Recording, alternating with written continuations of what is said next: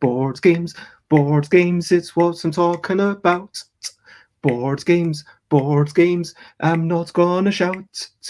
I am starting off this streaming with a little bit of singing, and over here it doesn't matter, but the person who's coming on is named Dina. I say it doesn't matter, but it really matters very much, because Dina Ramse is just such a fun person, and we'll talk about all sorts of things, working relationships, and what that might bring. We'll talk about marketing, as we've done many, many times before, because really everything is about marketing. And Dina might do a rallying roar to say everything's marketing. That's kind of your rallying cry. That's the vision I have, because we were talking before the show about you being a Viking, and you're kind of, proud on your unicorn, and then you're like, everything is marketing, and then spearing everyone left and right. That's kind of what I'm imagining. You get it? You've got this vision, don't you? Okay. I can see that. Okay, I'm glad that we're on the same page.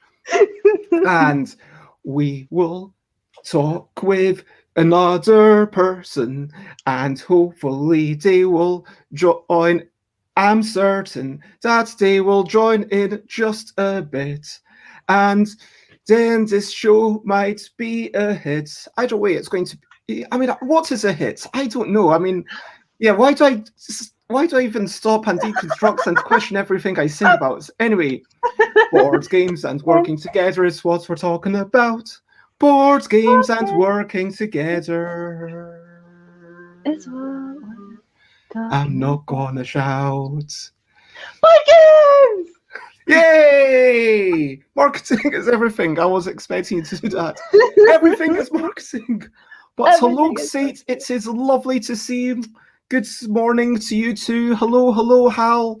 And hello, Dina. You're also in the comments. You're really multitasking here. Oh, it's all your new setup. And so this is episode 316, Busy Beats and Board Game Bledder. I am streaming every day at 10 a.m. UK time for the next 84 days. And today we are discussing working relationships with Dina Ramse and Peter Blenkharn, who will be over in just a wee bit. And hello again, Ian. It is lovely to see you. And Nicholas, lovely to see you as well. You're super awesome. You're all awesome. Lots of, I would say, brilliant faces, but when I think of you, I kind of picture your faces because I know what you all look like. But I mean, what can I say? A bunch of brilliant names, because then that sounds like brilliant people. Let's go with that. Yeah. Brilliant people are brilliant. Yeah, brilliant. Should we actually crack ahead and just call that our brilliant thing, people? Yeah. I mean, we're taking it off the rails. People. Brilliant thing. What's a little thing which is brilliant? Now, are we saying that people are all brilliant? I mean, because maybe it's like, are we saying that all people are brilliant, even though some aspects of some people are maybe less brilliant? All people have capability of brilliance. Yeah, I will agree with that. So, hello, Robert. Oh my gosh, I love this willful misinterpretation. Okay, yep, you're yanking my chain. Because I said brilliant thing. What's little thing which is brilliant? It's like, in the grand scheme of things, all the people together were just like one little planet. We're not even the entire planet, and then we're tiny compared to everything from an existential point of view. the ever-expanding universe in all the sense of cosmos, we are quite small. I will 100% agree with that. Yeah. And it doesn't mean that if you're shorter or if you're smaller, then you're more brilliant. It's just, all people, I like what you said, Dina. Every person has the capacity to be brilliant. And I would say that from what I've seen, everyone in this chat is realizing that capacity. So you are all brilliant. So lots of love to you all. Yeah. Do you have anything more to say about people? I mean, why are people brilliant? So many things. So many things. Just like how people choose the things that they're like special interest in, and then you get them to start talking about that, and you get to see just how the entire beings are lightened up by being able to talk about their special interest. It's phenomenal. I had a brilliant call with someone yesterday that I was helping out with a bit of marketing, and they were just starting to talk about their passion thing. And I just sat there for half an hour just marveling at just how beautiful people are when they talk about their passion. Yeah, and there's all sorts of people that bringing what they're excited about, and here's another face to share what they're excited about, and might get you to add your pronouns. Sorry, Peter, but here is Peter Blenkharn. I hope you are generally well. I am indeed generally well, thank you, Bez. Good. Glad to have you. Nice to meet you. Oh, there we go. People are excited to see you. And Ian suggests maybe everyone is brilliant at one thing. When I say Xates is excited to see you, I don't want to dismiss the fact that I am excited to see you. I mean, it would not be as good a conversation, I'm sure, if you were not here. So, Xates says, is it possible for you to turn up the volume of your mic? Is that a capability that you have? Oh, I'll have a look. 1 second. I will. So, do I want to change the automatically adjust? No. How about that? Ooh, that's good to me. Let us know, Xates. Xates is our resident audio person because Xates is also the first to notice, I think, when there's audio feedback or something like that. If you were looking for a job, hypothetically, I know that you might not be, but if you were, I would suggest, looking into being an audio technician. I mean, back when, in the future, for when those things happen, maybe you could speak to, I don't know, UK Games Expo or something like that, do some sort of PA stuff. But you'd probably want someone with experience, I'm not going to lie. Yeah, I don't think this was a good suggestion. But Robert says, what if everything is brilliant at one thing, but it's not a brilliant thing they are brilliant at? Would that still be brilliant? So what if, for example, you are brilliant at, I don't want to get very dark, let me think of a not brilliant thing that isn't... Yeah, I mean, my mind just went straight to something really dark as well, so... Yeah. Did your mind go there as well, Dina? Yeah. That's not a What good about sign. eating poop? Okay, I think that's allowed. Yeah, we're allowed to talk about eating poo. So yes, what if you're brilliant at eating poo? Then would that still be brilliant? I mean, that would certainly be notable, and that would be kind of entertaining.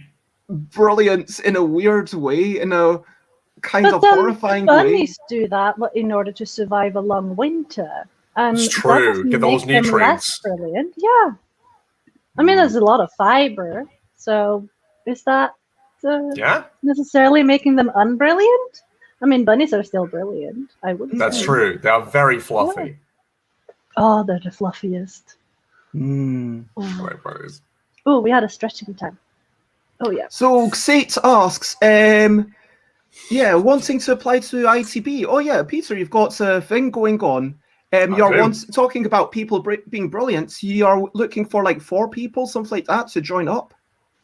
Yeah, it's kind of a crazy time for us.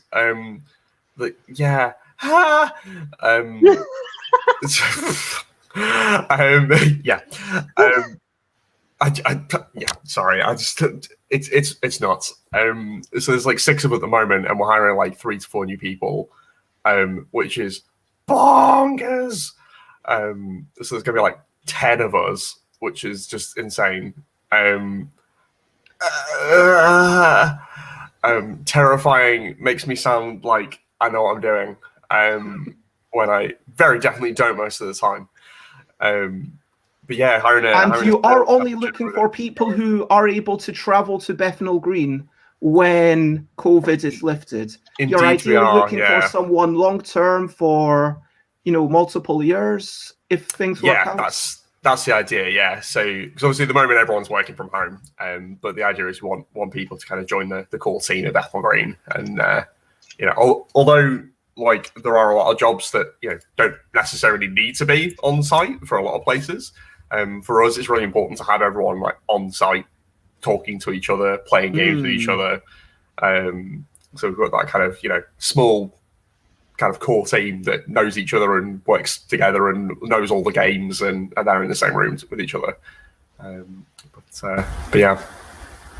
And so let's get to that a wee bit more in the next section. We've established that people are brilliant. We've not really dived into why people are brilliant, but let's talk about, in a wee bit, we're going to talk about why you want to work together, which is very relevant given that, Peter, you're looking for people, and Dina, you and I are kind of starting to work together, even though I'm aware that you're waiting for a couple of things from me, and that is a not so brilliant thing on my part, so I do apologise. That's fine, that's okay. Ian, yep, excited for Expo. Actually, you know what, let's just say hello to Alex. You are another brilliant person, of course, and wait a minute. Peter, maybe if you could mute yourself and unmute yourself when you're talking, if that's okay, Peter.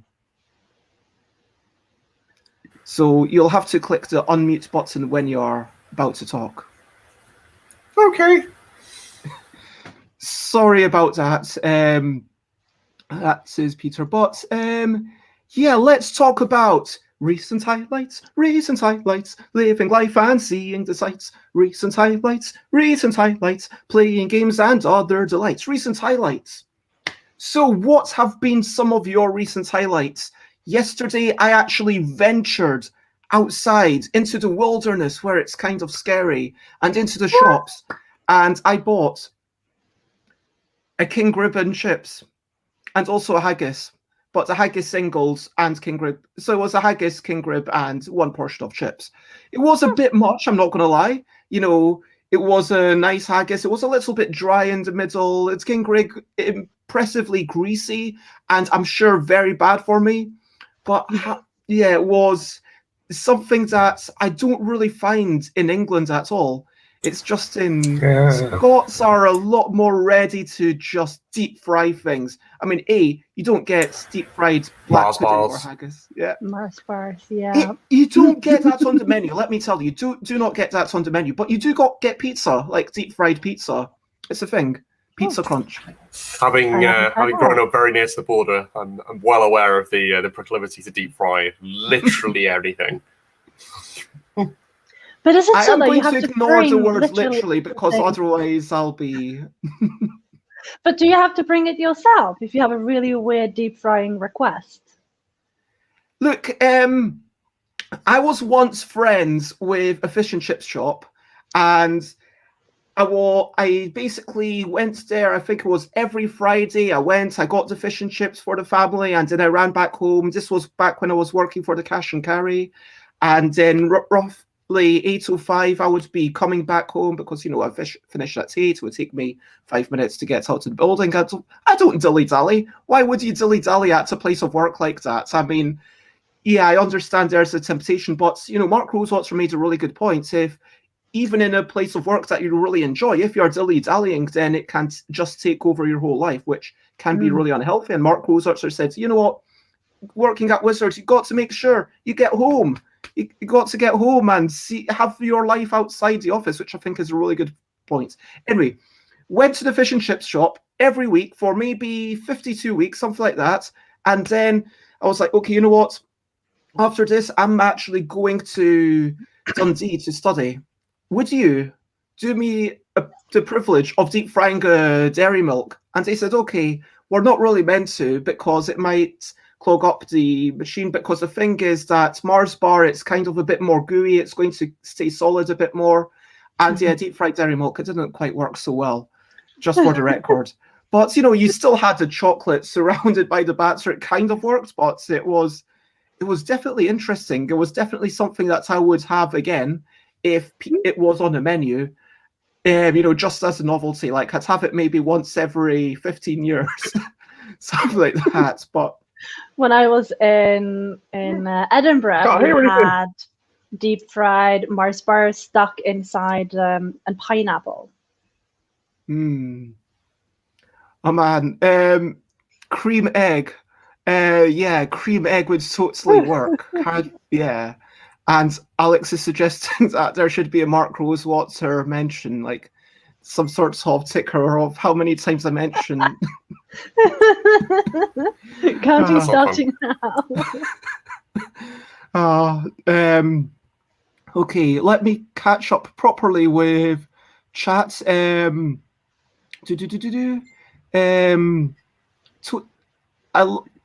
Sates loves how brilliant Peter is at articulating. I'm never sure if there's sarcasm or not. Articulating limbs or articulating like words? I think it's like the sound. Structural members or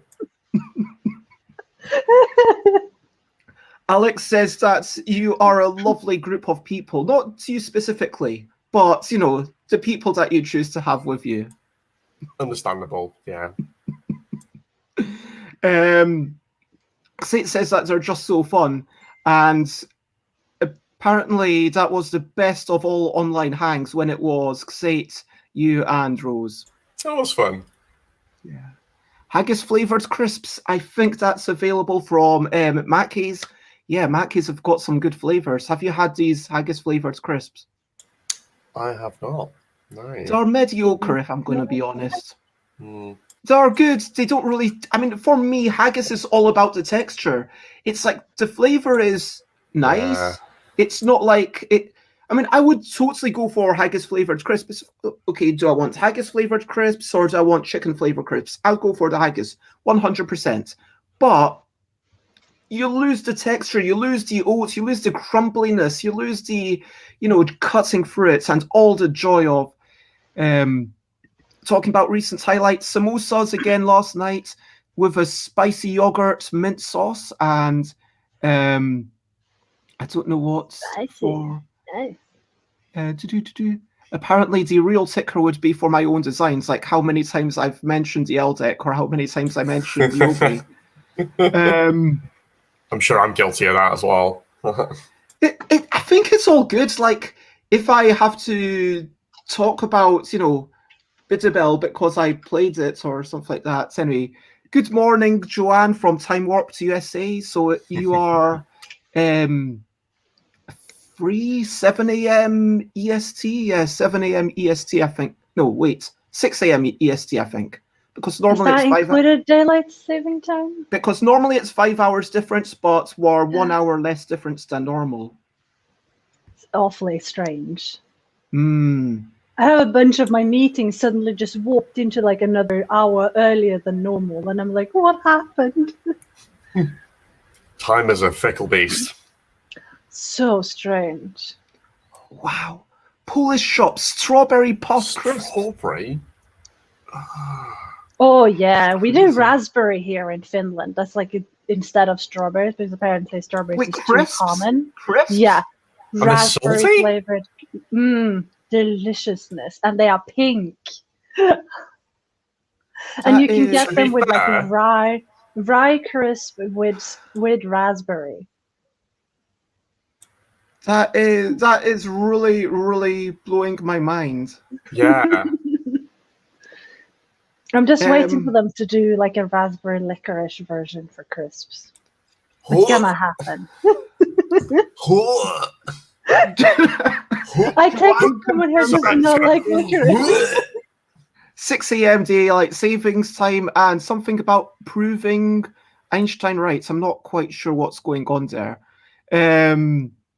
What's proving Einstein right? Robert says these strawberry puffs were like What's-Its in shape and texture, but rather than cream, it's strawberry. True story.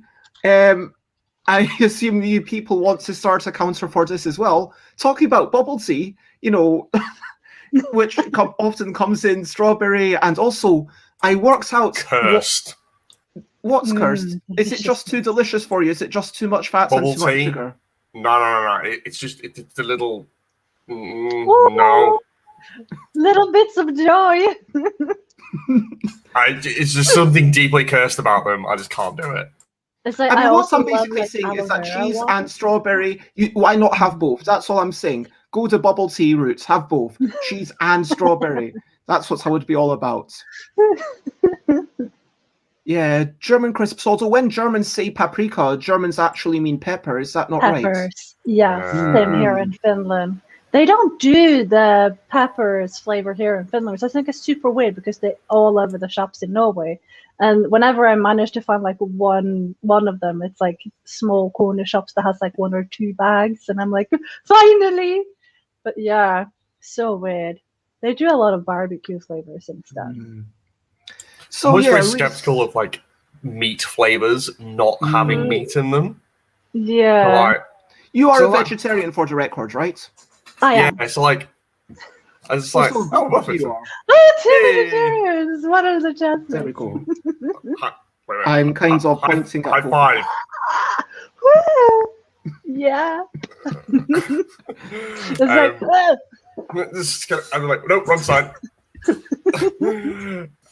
Yeah, I'm just very skeptical of it. It's just like I see some like what was it recently? I was like barbacoa flavored tortilla chips, something fancy. And I was like, I remember that tasting good, but it has naughty food in it. So, and then I looked at the back of the packet. And it's like, where's the meat?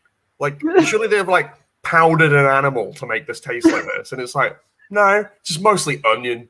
And you're like, yeah, onion Huh? and like you can like smoke it with an oak pine Yeah. like chips, and it makes a really smoky flavor that kind of tastes. And then I've been learning how to make seitan lately.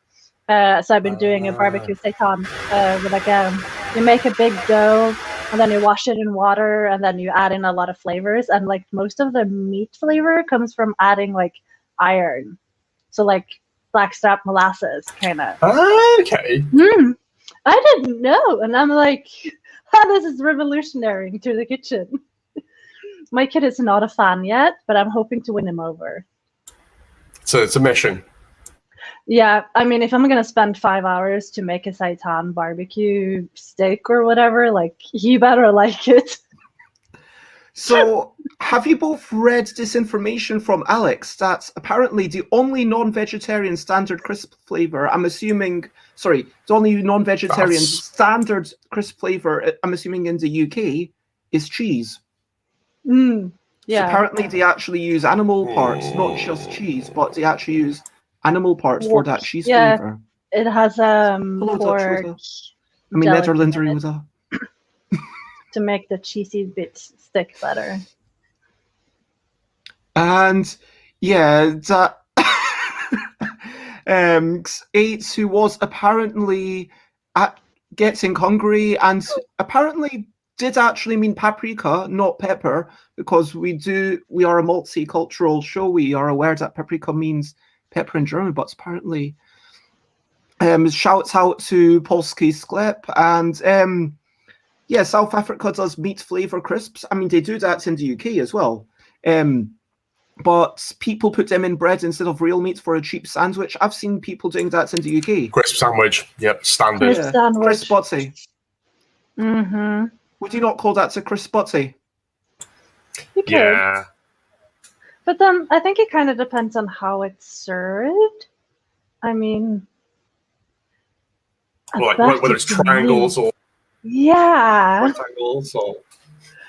I mean, when I was in Herefordshire, we would get the butties and they were always sort of properly closed, and they had like lidded corners. Like it was more like a bun.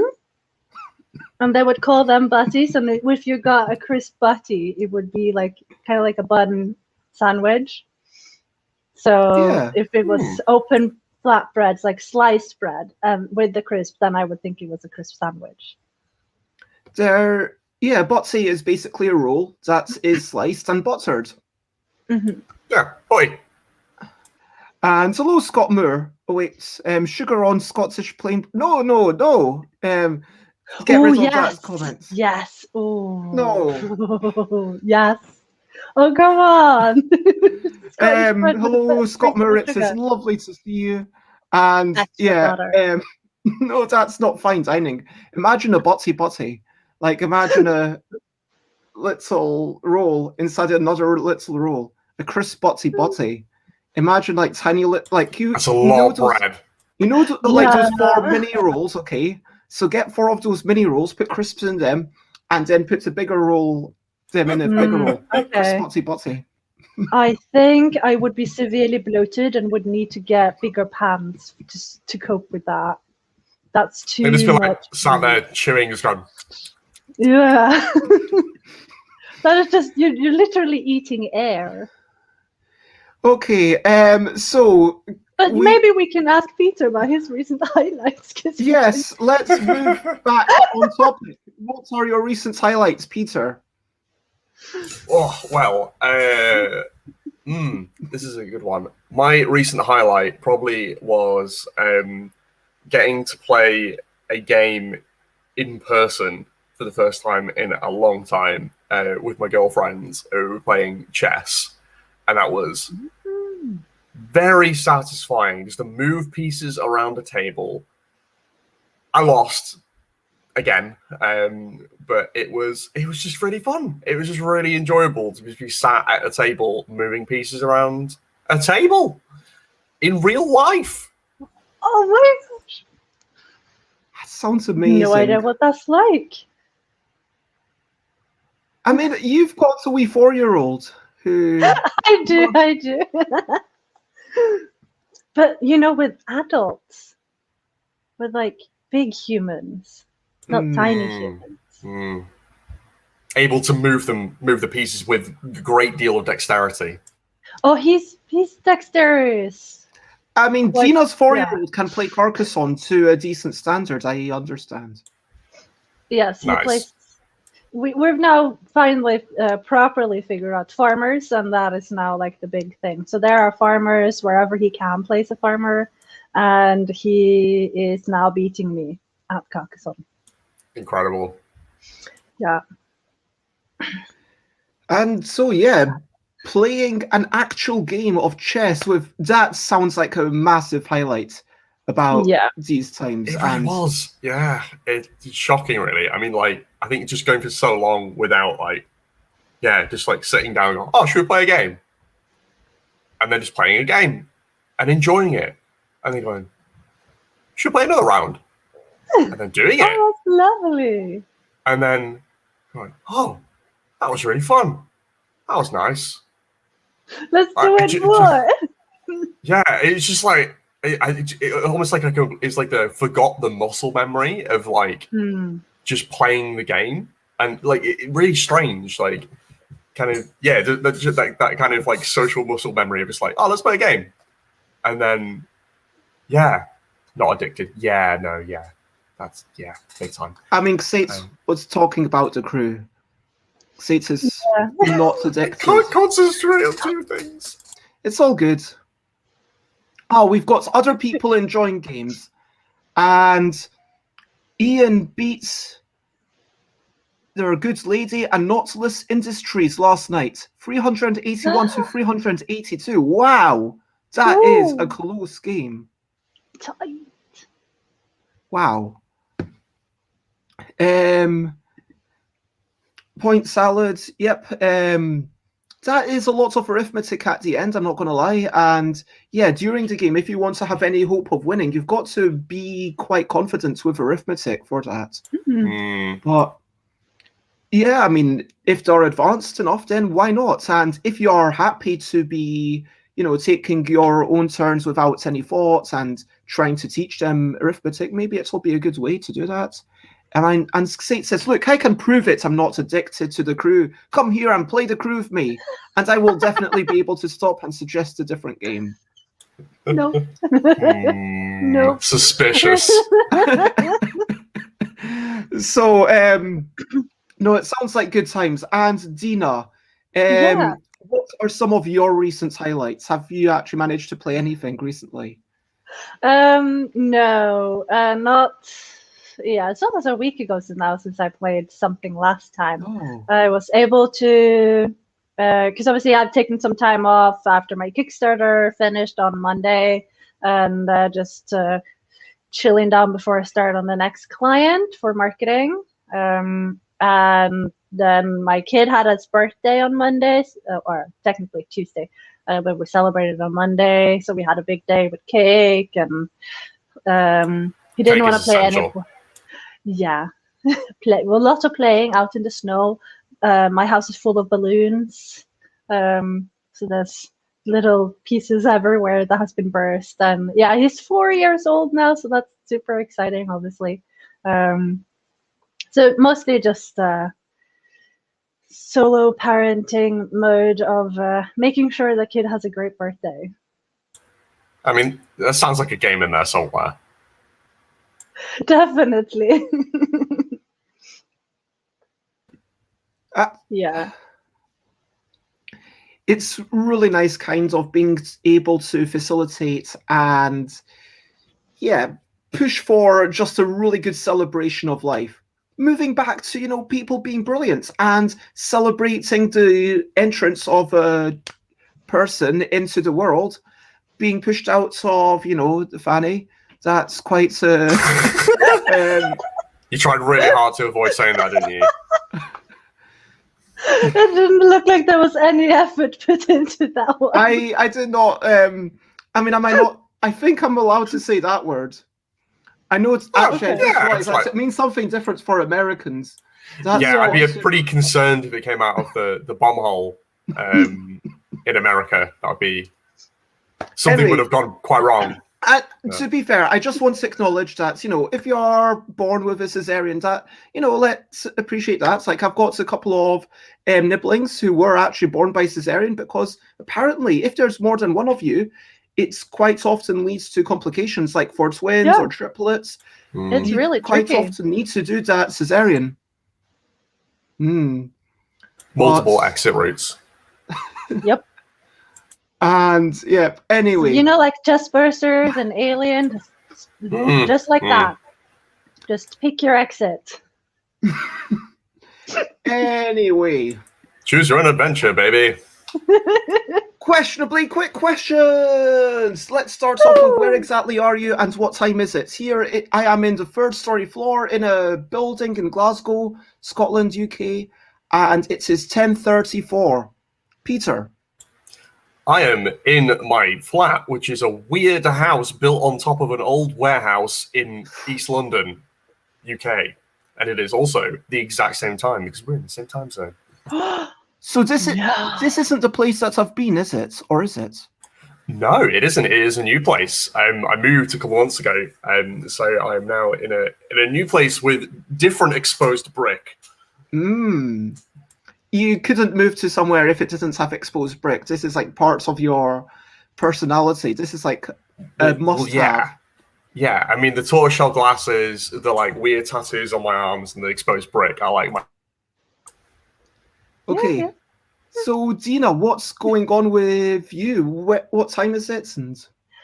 And let's see, 12:35 according to my computer. Let's double check the phone. Yeah, 12:35, and I am in Finland, which is on the other side of Europe, and in a small. Well, it's not really small, it's quite big. Town called Hämeenlinna, which is just north of Helsinki.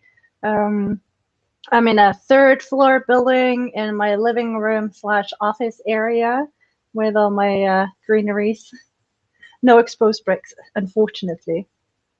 Unacceptable. Yeah. I do have a lot of woodwork, though. Like, my thing is definitely woodwork. That's nice. So you have your full geek cred. Now, Peter, I'm going to, just because I don't know how many people are watching who are actually based in London, to be fair, but, you know, yeah, and if you've got a family, you probably don't want to relocate. I'm going to be honest, I would be quite tempted, except that A, I would want to do something part-time if I was working for someone else, and B, I'm going to emigrate in a year or so anyway. Yeah. And so I don't think he'd want me. I mean, we always want you, Baz. Like, I'm going to miss you when you go. I mean, although we haven't actually been able to physically see each other for like the last year and a half, like, you'll feel far away. I mean, you say a year and a half. Yeah, it's actually been about February since I actually came over. But summer of, yeah. Anyway, hello, Bones John. It is lovely to see you. Let me take this off the rails. I mean, let me take this back onto the rails. It has already been a while since we've been chatting about this. If anyone has a questionably quick question, you better get it in the next minute, because, yeah, feel free to, as we get into the main topic, feel free to keep commenting, asking questions, and like and follow. But now we're going to start talking about working relationships. And I think that, as I said at the start, you know, because all of us are possibly embarking on new working relationships, it's like we've all started new working relationships in the past year. I believe we've all going to start new working relationships in the next year. And so, yeah. Peter, do you want to... Okay, actually, fine. Okay, I think will this accept is a these question. questions. Okay, we'll do this very, very quickly. What's the sounds of your favorite color? What's your favorite program? And what's the strangest thing you've put into a car? Okay, the sound of my favorite color is a hot whisper. My favorite program, one of them would be what's the one with the flats and it's like the old UK things? I like Red Dwarf. That's the one that comes to mind. I was thinking of a different one, but Red Dwarf. Homes Under the Hammer. No, I was thinking, you know, with Tim and, you know, where there's only 2 seasons and there's like some people, and in the first episode they pretend to be a couple so that they can get this flat because of this misunderstanding. I've got it in my wardrobe, but anyway. No. Anyway, so that's, and the strangest thing I've put into a car. Can't think of anything. Probably pudding. That's all the questionably quick questions we're going to go to. So, Peter, what's the sound of your favorite color? Okay. Program. I'm going to go with a computer program, and it's going to be Shift, my special productivity browser. Oh, and strangest thing in the car? Myself. Oh, we totally went there. Mic drop. Okay. And so apparently this was only for Peter, but if you want to remind people. I can't remember what I answered last time. Okay, well, it was only for you anyway. What's your favorite program? I think I'm going to go with Droidcam. I am absolutely loving it lately. And that's like my new setup is based upon me being able to use Droidcam, like using my phone as a camera because it has a better resolution than most webcams. Making me look beautiful in streams. And yeah. Interesting. So you talked about program as an application. I was thinking program as in TV program. See, I don't have a TV, so I had to go. That's totally fair. Yeah. Okay, strangest thing you've put into a car. Can I see a tree trunk? Yeah, I think that must have been the strangest thing I ever put into a car. Yeah, it qualifies, doesn't it? Because my family is tree farmers. way back. That's why we got so broad shoulders, all of us Vikings. And I always prided myself on, when I was younger, on being able to lift really big things. So at one point we lifted a really big old tree trunk that we wanted to see if we could move into a car to move it somewhere else to use as a part of the decoration. So yeah, tree trunk. Okay, so sorry to the people. I think there was a question or two that we missed. Sorry about that. Okay, I'm going to allow this one follow-up thing. How did you get it in? The tree trunk. Or Peter into the car. I think it was through the exhaust pipe. Okay, so yeah, in the engine, in the back. For the records, the questionably quick questions banner was up, but I was showing too many comments, and I guess you missed it. It was just too fast for you. You weren't looking at the screen enough. But you know, when we talk about the time, that's the start of the questionably quick question. Anyway, we are going to start talking about working relationships. Let's talk about what relationships have we started within the last year. That seems like a good place to start. Peter. A lot. I don't even know if I could list them all, to be honest. It's been dozens. Talk about the types. So yeah, sure. So like, we're talking new board game designers, writers for Upward Adventure books, the stuff that we've done recently, illustrators, people that we're looking to hire, partner companies like Tabletopia, like freelance developers, shipping company. Like, it's just like the list goes on. Like, most of my job is like getting or managing new relationships with people or organizations.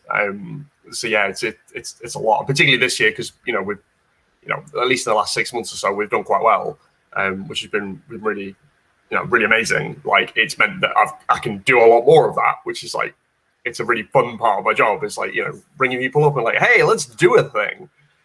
Let's make this specific thing. And then they're like, that sounds awesome. And then I give them a pile of cash and they give me a pile of artwork or something. And it's super nice. Yeah, I mean, it's important to remember that, I guess you've got the freelancers that might be working for just the one project or just the one tiny snippet of work, and you've got working relationships with people that might be ongoing, like Tabletopia, I guess, might be. But then you've also got the internal relationships where you've got the really involved things. Dina, what kind of things have you started? Okay, so I made a list of I made a list before we went on the show yesterday. I have started working relationship with like 16 other people, which is game designers primarily.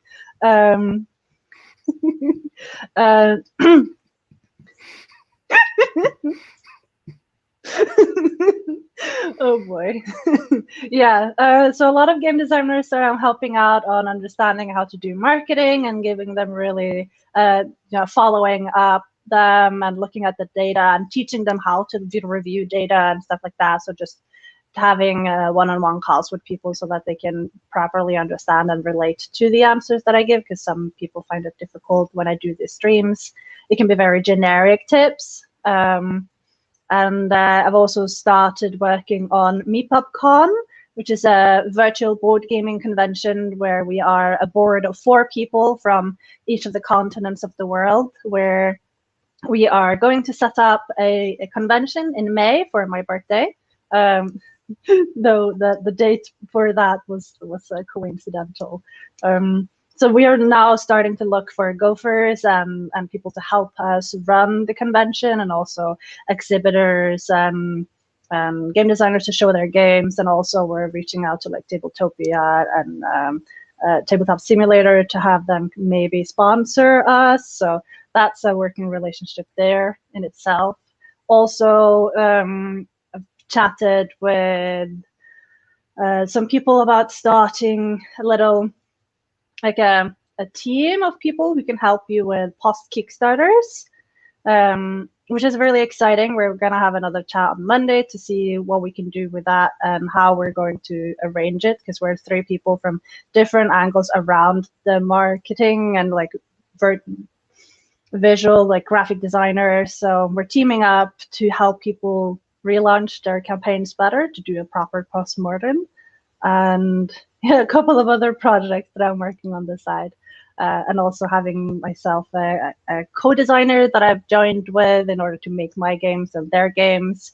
So we have a team going for that, which is, keeping me busy and a lot of fun. But you have to really ensure that the people that you do end up with are good, and that you can chat together, and there's actually benefits to being in a team together, because not all teams are the best. Like the compositions of a team means a lot. And is the mascot of either your convention or collaboration a Dino Meeple? It's a little chit meeple it's like 2 little meeples, and one orange, one is teal on a dark background. It's Meeps and Peeps. That is the Discord that we'll be running it on. For those who are familiar with them, they do a lot of game events and evenings throughout the weeks for game designers to help them play test their games. It's really cool. I mean, it's interesting how expansive you made it, Peter, because it's interesting. I mean, why wouldn't I consider being a designer as a working relationship? But it totally is, because of course, at a certain point I had to say, you know what, Peter, I'm really sorry that I'm not, I've given you a game, you've given me an amount of money to have the privilege of having the exclusive rights to publish it at some points in the future, and I had to say, hey, I know that I was going to help a wee bit with the development, but yeah, sorry about that. But everyone's in this kind of weird situation where you need to establish as a designer what's going to happen over the next couple of years. Exactly. Are you going to step back? Are you going to be involved with that development process? And does your life suddenly change? Is there a pandemic that then drains you of all your energy in a way that you didn't quite expect? Well, yeah, exactly. But no, I mean, you're absolutely right there. I mean, the relationship that we have, outside of just being friends, with Seize the Power, like that is a working relationship. Like,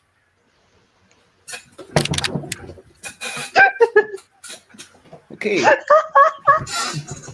Yep. Okay. Cool. Professional face. So yeah, I mean, like, we're working on a project together just because we have a very like casual and friendly relationship anyway, doesn't detract from the fact that it is that particular thing is also a professional working relationship. I think sometimes that can confuse it a little bit, particularly in our industry where basically everyone's friends, and it's like very chill, and it's very like a lot of industries are very like aggressive and formal and like ugh, whereas ours is just like, oh yeah, what a beer. Hi.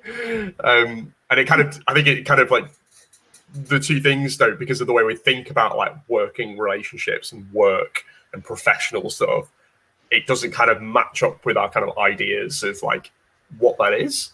But I mean, this right here is, this is a working relationship right here. Like me meeting Dina in this context. Yeah, I mean, even though, look, money doesn't need to be involved for it to be work. And of course, no. Even though this is a show where I'm not getting money for it, and I have, oh, hello, Frank, it's lovely to see you. Yeah, it's kind of like, let's think about the types of working relationships where, yes, I need to work with media people, other media people as a designer, self-publisher, to say, hey, would you like your thing? And sometimes as a designer, frankly, for Yogi, there's been times when I said, you know what, I get it for I'm not going to disclose the exact price, but you can probably, I get it for the same price as a distributor, basically.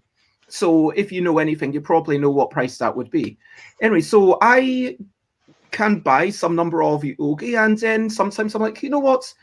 I like what you're doing. I'm going to send you a copy because, and that's almost a way of me seeing what content they would make with it. And it's, even though it, whereas, and so I'm developing these working relationships with collaborators, and definitely over the past year, when I think about the past year, yes, I've started, I think we formally signed, was it? I think it was within the past year we signed.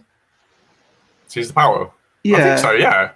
Yeah, it must have been. It might have been 13 months might have been ago. like just over a year, but yeah, it was like... It was about a year ago. Anyway, so a little bit before that, I started working with Chris to come in a day a week, and now we're sadly separated, by which I mean geographically.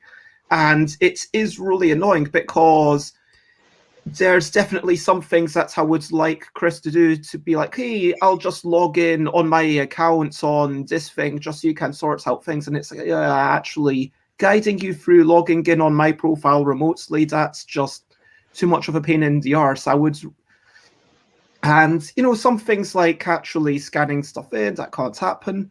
But yeah, working with someone who's you're regularly working with, and I've started a potential partnership, which, as I said earlier, it's got to actually get off, Dina, but we're kind of moving towards a situation with me and Dina and maybe a larger company that I'm not going to talk about just yet because nothing's been finalized with. Secrets. Big secrets. Yes. And kind of with a view of distribution, talking about fulfillment centers and all sorts of things. And yeah, also, like you said, Peter, this show is kind of a working relationship where, I exactly. say, please come on at a certain time. And okay, you were a couple of minutes late, so we'll say no more about it. Sorry, my computer's playing up. You did it. Yeah, Technical obviously is allowed. I mean, in this virtual world that we're living in now, with the whole pandemic, being on time, something pandemic.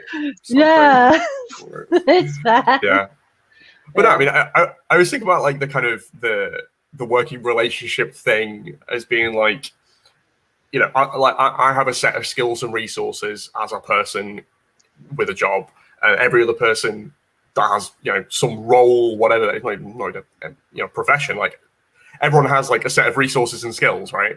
And it's generally the case, though not always, that if those two people collaborate together and they have complementary sets of skills and resources, that the time or energy or money or whatever they contribute to a common project is going to be better than the sum of its parts.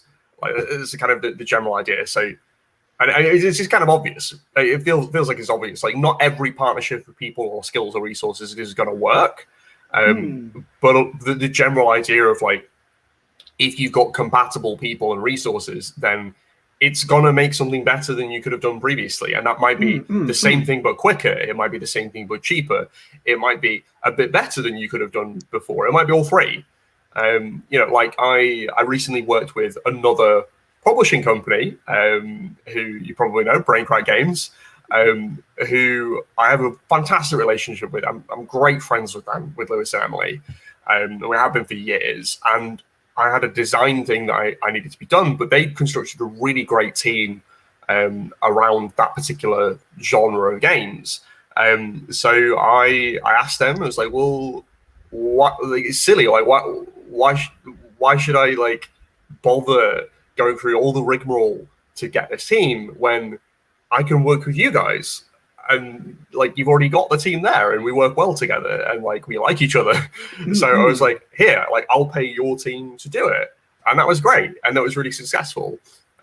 So rather than me investing, you know, tons and tons and tons of money and time and energy trying to construct the same team that they've done, when we knew that we would work well together, it meant that, you know, that project for us was way cheaper and way more successful and quicker than it could have been. And for them, it was a really lucrative thing, you know, for them to kind of like use that same team again and gain more experience and resources for those members of their team. In so designing this is a sort of, is this an unannounced publishing collaboration between you and Braincrack? It is. Oh, spilling gold of beans here. Nice. We like The beans have veritably been spilled all over.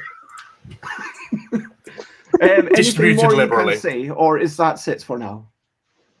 What I can say is that it's not a board game, and it is a game which extends upon the universe of an existing game that Inside the Box has published. I think I can imagine what that is, but I'm going to. You can take a guess. It's like a Would you social me to take a deduction guess? game. Or anyway, Interesting shout there, Dina.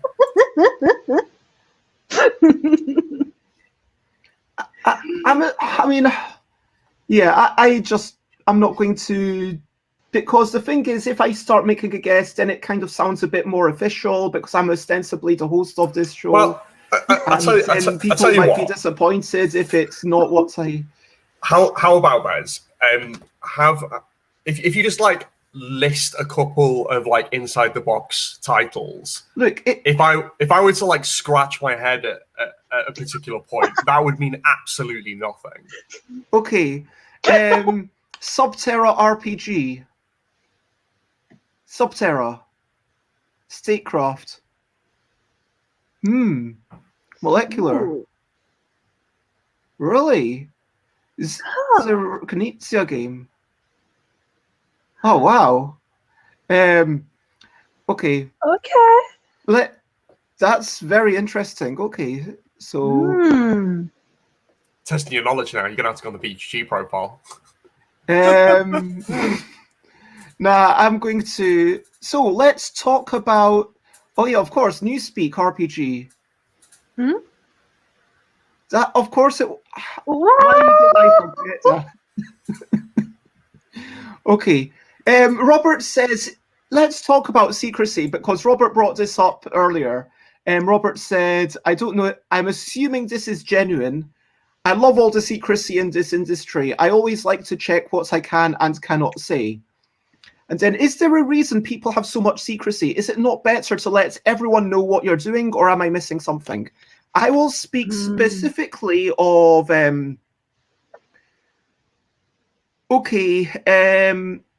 parts of it is to avoid disappointment. Parts of it is, let's say there's a larger company that I'm speaking to, that I'm trying to, that I've had a couple of meetings with, that maybe I'm now just setting up a meeting with Dina and this other person, and I really should have done that a week ago, I'm sorry. But, it might work out with them, it might not. We've still got to work out the exact financial details. We've got to still work out exactly what the terms of our contracts are. And so it feels, out of respect, if it doesn't work out with them, I don't want people to be, oh man, that didn't happen. Afterwards, if it didn't happen, I might feel comfortable saying, okay, they're still good people. There's no disharmony. We're still friends, but it didn't work out for X, Y, and Z reason. And I think that might or might not be a thing that I can say. But it just feels a bit more respectful, I guess. And second reason is that sometimes you want to tease things because it's, oh, this is coming. But let's be honest, it's not like people have put the focus on something. It's like, why does Magic the Gathering only, and that would put up the counter, the Marrow counter. Why do they only talk about things at certain points in the year? It's because they want you to be focused on the next thing. I could show artwork for L4 at this point because Chris might have been doing a whole bunch of it yesterday, and actually I'll send that through to the Facebook group to just show you what's going on. And maybe I will probably chat to Dina saying, hey, at what point is it best to show this? Because I want people to get excited about it, don't get me wrong, but things take a long time. And if it's coming out in 2 years, is that excitement going to be maintained for 2 years? It's really hard to do that. Like, actually keep people's attention on one thing. Yeah, exactly. Because you just lose momentum, like, as the person that's trying to get people engaged over that long time as well. But then there's always a chance, in terms of marketing, you can always climb it several times on the way. Yeah, Tech was exactly what I was saying. People in the general public do not understand, and I could say, okay, realistically, like when I had a card game and people are like, whoa, it takes a year to do this card game, and it's like, yeah, got. But it's just a card game. I don't understand. Why does it take so long? How is it not in my hand within 3 seconds of you mentioning it? Is your Kickstarter up next week? Oh no, yeah.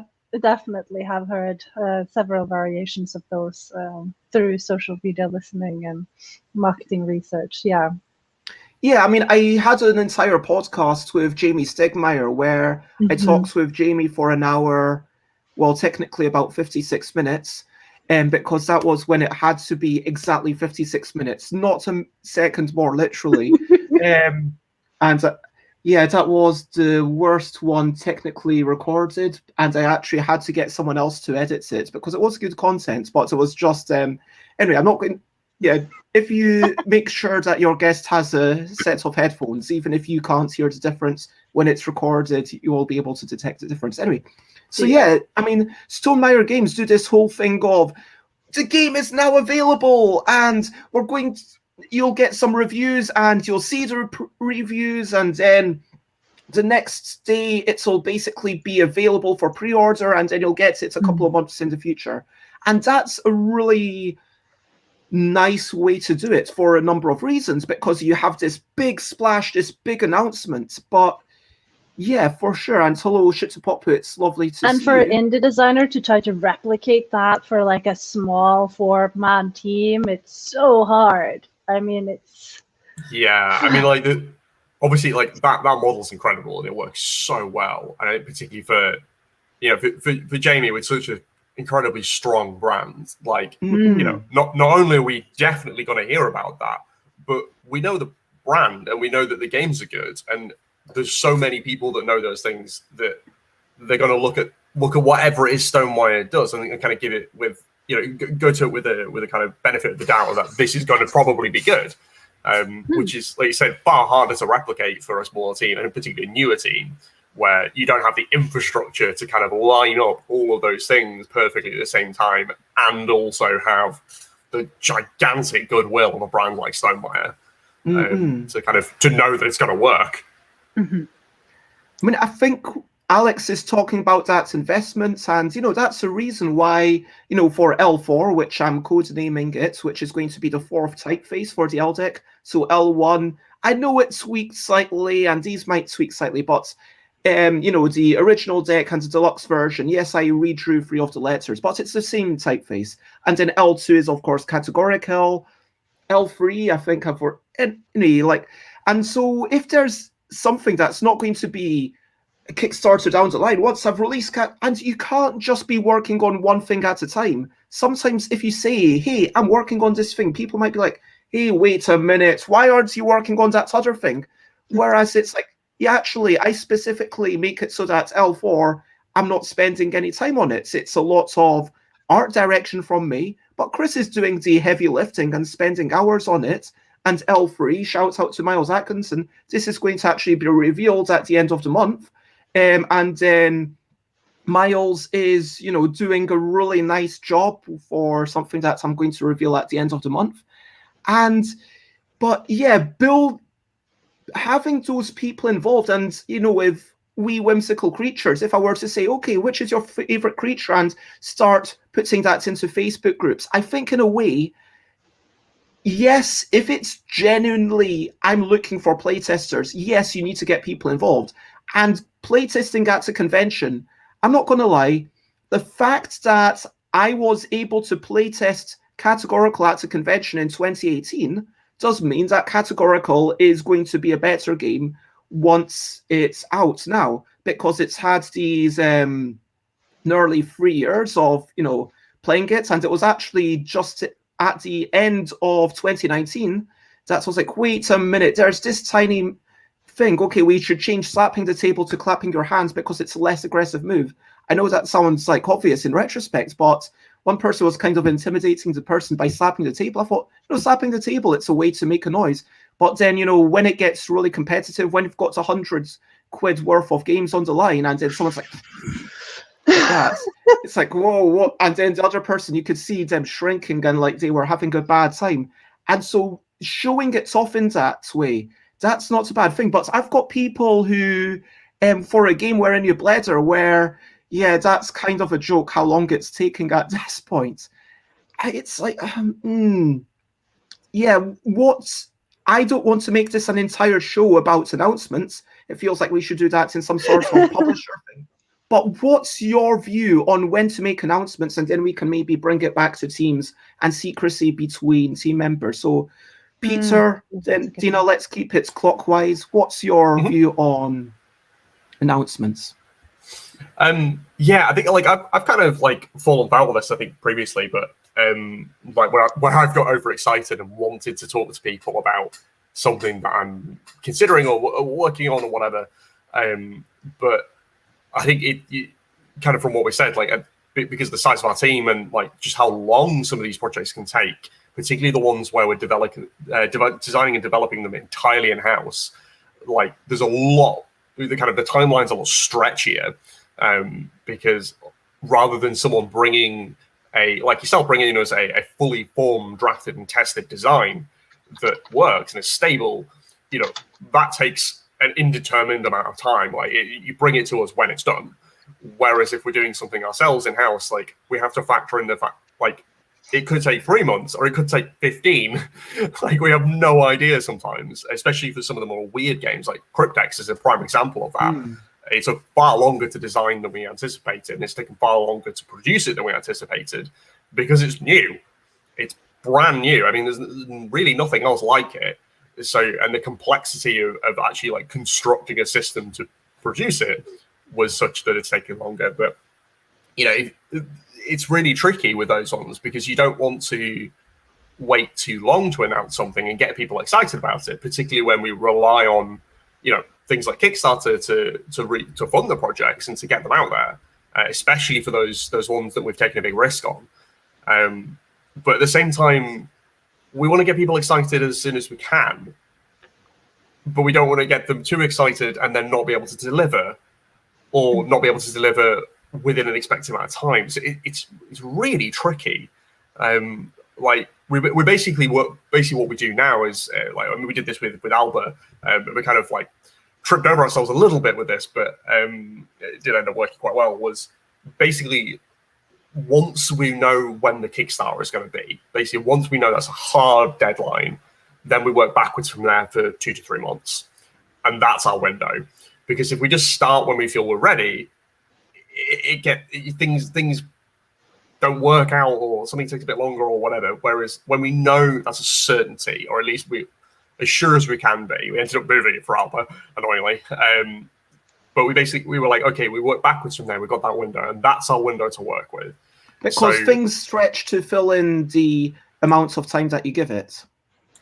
Exactly, yeah. So, by that point, we might have more than we expected in terms of materials to use, or we might have less than we expected. But we know that's what we're going to be doing. Like, we know that's what we're dealing with. We kind of enforce that structure on it. So it allows us to kind of plan out, like, whenever we start our, like, run up to the campaign, this is the kind of thing we're going to do. And this is the structure we're going to do. This is the frequency of things we're going to do, on which platforms, with what kind of resources. And then it's a bit easy to kind of get your head around what you're going to do then, and when, kind of how long before the launch you want to announce things, rather than kind of front loading it and being like, whenever we're ready with a thing, announce the thing, and then wait for the next thing, which could be 9 months later. And you're like, everyone's lost interest now. Because you've just told me that you have to head off in a wee bit, Peter. What I'm going to do is I think the whole concept of working together, it feels like definitely something that's worth exploring more at a future date with maybe a couple more people as well. But I want to go rapid fire through the questions, let you leave, and then let myself and Dina close out the show. That seems like the best approach to me. So what I'm going to say is, firstly, just one line. What's your tips for minimizing tension between working people? Set expectations clearly at the start. I mean, that sounds trivial, but it's not. Really spend the time, really spend more time than feels necessary to go through and really talk about what you expect from the other person or other people in a relationship of any description. I mean, this goes for literally any kind of relationship anyway, whether it's a romantic relationship, a working relationship, a friend, family, it doesn't matter. Like, establishing the expectations from everyone involved really early on is going to not only diffuse tension when it arises, because you can refer back to it, but avoid it in the first place, because you already implicitly understand what the other person is thinking and feeling. And that's something I didn't do very well early in my career. And I think I've got better at. But it's simple things like, I remember someone telling me once, the best contracts are never used. And I was like, what do you mean by that? And they're like, a contract is there to formalize a relationship. And the idea is that, if something goes wrong, it gives you a structure to work to, so that there's no concern or tension. We're like, how are we going to manage this? Because it's clear. It's like, it's written out explicitly. So in the case where, obviously, very real case where it seized the power, where we had to delay the project, there was already a mechanism in there to do that in the contract that we'd signed. So it was no big deal. Because it just said in there that, we'd obviously talked about it, and we'd read the contract and we'd agreed on it. And it meant that if there was a problem like that, you just needed to tell me, and then that was it. It was within the scope of that part of the agreement. So it was like, there was no tension there at all, because it was just like, we just go through the flowchart. We're like, that's fine.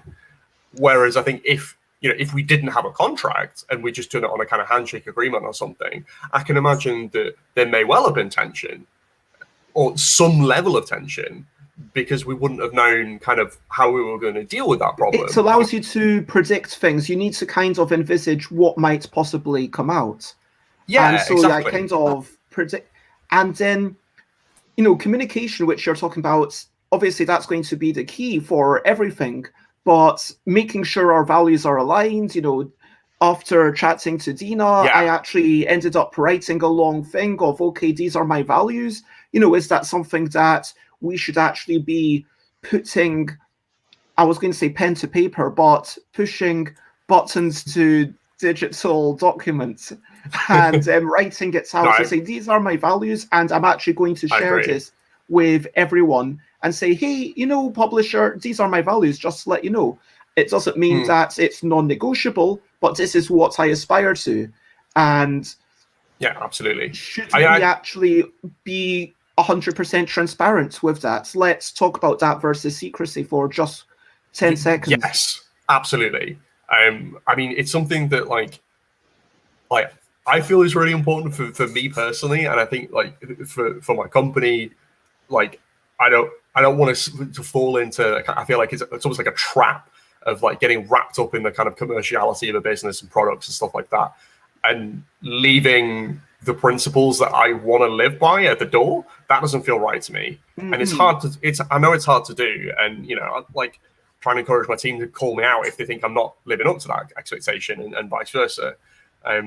But yeah, I mean, we went through our mission statement, because we were going through a big, we're doing a bunch of work to do a big rebrand. The name is still in Sandbox, but visual stuff and a whole bunch of things going on at once. But we wanted to really kind of refocus on why are we here? What are we doing here? What's the point of us being here, and how do we want to do it?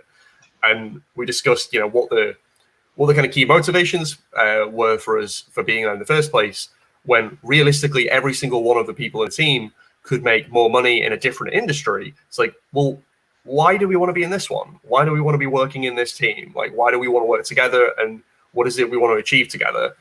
And, not just the goal, but as I said, the manner in which we do it. And we discussed the kind of key values that we had in being like, we are self-described social justice warriors, all of us. And like, that's something we're not afraid of saying out loud, because and we're aware that within the global audience for board games, there are going to be a lot of people that get turned off by that and don't want to support us for that reason. That's fine. We don't care, because it's more important to us to, like I say, kind of live those principles in the way that we conduct our business and how we do it, and feel like we're doing our work in the way that we want to live our lives in general, and the things that we think are important in what we do, whatever that is. And it's very tricky to do that. But I think it's really important for us to signpost what those are externally as well, so that, people know to come work with us if they have similar values. Or whether that's the way we go about design, or the kind of the way that we want to promote ideas within our community in terms of representation and diversity within games or in the industry, or whatever it is. Or when I go off on one on Twitter about punching Nazis. It's great to know that you have a potential ally, and you're like, oh, I really want to work with those people. They sound cool. They sound like we would really get on. And as I was saying before about the kind of compatible people and resources thing, that's a key part of it, is aligning those values, and knowing that ahead of time. It helps you to find those people to make those things. And yes, you're absolutely right, Nicholas. That, it's really strong what you're saying about having that communication, saying, let us be a bit vulnerable and transparent about those values. And that makes me think, that value document, we can talk for that. I'd love to hear your opinion afterwards, Dina, but it sounds like you would encourage me to say, even though it's not necessarily the best written thing, just put it on Twitter and say, hey, these are my values, and just for everyone to know. And if you're interested in them, then. But going from what that really nice thing to the slightly more calculating thing, the last question I want to ask you before you head off is, how do we maximize productivity? That's a really hard question to answer. Fuck. Are you a deadline kind of person? I am and I'm not. I love having structure, and I love having systems that take the pain away from worrying about things, organizing things, all that kind of stuff. My team is absolutely sick of me banging on about using Monday.com, our productivity sort of task management database system, and putting things into Google Drive. And it's partly because of my training as an engineer kind of gives me the tools to use those platforms effectively. It's just I'm very comfortable with them, but it isn't just about having the right tools. I would say, I know you need to skedaddle, so just give us one takeaway, one tip that maybe some people can use. I know not everyone can use any given tip, but just one thing.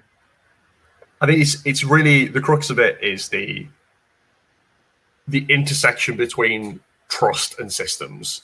I would say is that's the key thing for me working in my team, is the degree to which I can trust a person to get on with what I've asked them to do or what I expect them to do. And the tools and systems that they are given or provided to actually do that effectively. And the degree to which something is going to be productive is going to be based on, for me as a boss, is going to be based on those two things. How much can I just leave someone to do it, rather than have to feel as though I have to micromanage and use my time on top of whatever time I've allocated to them. And also their ability to feel like they're empowered to do that thing with whatever tools they have at their disposal. So it's a kind of the intersection between technology and humans, as always, is kind of the key, at least for me. Well, I think I'm going to let you skedaddle because you need to get on with things. So, of course, yep, 100%, Joanne. And I will catch up with chat properly in a wee minute. And if you want to check out ITB or Peter Blenkharn, and there's also the Twitter Cumberland Quail, which, should I keep tagging you or should I just stop tagging you in that? That's fine. I mean, like, I think if anyone's watching this, it's perfectly safe for them to look at my Twitter. It's not Nazi friendly. Really not Nazi friendly. And I'm pretty sure there was a thread a while ago where I go on at length about like the constitutional makeup of the United Kingdom and how I would change that. And there are no likes on it. It was purely for my own entertainment. So enjoy my rants about biscuits and constitutions. Okay, so Whatever floats your boat. for now, bye, just to Peter. Bye. Peter's going nowhere because Peter's not actually physically going anywhere, just kind of staying in the same location but doing other things. But bye, Peter. Bye, Peter. Okay, so let me skip back a wee bit. No, this side. Okay. And we were talking about secrets and stuff, and Robert says, yeah, I understand avoiding disappointment. You know, like, it's also, you know, when I see this thing of Robert, like, it's also about avoiding too much undue pressure. Like, if you've just started a working relationship with someone, sometimes you don't want to announce that until maybe such a time as, yeah, you want to allow the person to, because when you're like, okay, this person's doing that, then everyone's like, oh, this must happen. And whereas internally, sometimes projects just get cancelled, or sometimes it's like, yeah, this was a one-person project, we wanted to allow them at certain points at which they could say, okay, I'm definitely doing it, or I'm not doing it, and that's okay, no love lost. Frank talks about using a similar method to Jamie, just announcing everything at one time, did so for the Isle of Cats, and my goodness, is it the most stressful, nerve-wracking thing? It works well, but spending years on a project and keeping everything secret until 3 weeks before it's available leaves you panicking every day, wanting to let stuff out, just to make sure there's someone who might be interested. Yeah, because you need to do all the guesswork, all the logistics work of how many copies am I going to print, all of that. The week before I announced it, I was nearly having a breakdown from worry, says Frank. It's great marketing, but terrible for your health. And yeah, I would be interested to know, will you do this for the next game, or will you be teasing it out a little bit more slowly? And yeah, I'm currently having a project that's kind of similar to the Jamie method, but we are actually having more like 6 weeks, because I figured that's going to save everyone's mental health a little bit more. So that's going to be really exciting, and we're just like, we've finalized all the things and we're ready to start now. Next week, so you're going to announce it when things are already on a ship, or? Yeah, so basically, like, the product is ready. There's no website, there's been no announcement, nobody knows that this person is doing this project, and it's going to go on Kickstarter. So it's going to be announced about 8 weeks prior to the Kickstarter launching. So that's going to be very interesting. Okay, so you mentioned the Kickstarter launching. So it is, so wait a minute, just to nail down into this, you don't need to reveal anything about the project, but just about the specifics of this. You have, you've mass produced it already, or you're waiting on the money to mass produce it? Waiting on the money to mass produce. So after the Kickstarter, they will know how many, but it's already been sort of, they know that, because during the Kickstarter, they're going to add a couple of cards to the game. So there's just a question of the size of the final product. I mean, it's an interesting point, because even though, like it is quite a distinction, because even though Frank says that they use the Jamie methods, like that's like sudden announcements, it's only really a thing if either you're skipping Kickstarter or if the Kickstarter is, okay, the first 4,000 are already produced, as I've seen someone do, which was a really interesting thing, because at least you, if the announcement is that, okay, there's a Kickstarter, then there's still the couple of months for it to filter through, and it's still slightly different. But I don't know. Let's set that to the side. Yeah, inspired at least. So that's going to be fascinating. Talking about Frank, Xate mentions the distance version, and of course that came out 2 months after the game was already released, more in response to the remote version. And Alex mentions a book called Good to Great. I've also heard about this. I might actually write it down, which is more focused on big business, but had some really interesting takeaways. Are you familiar with this book? No.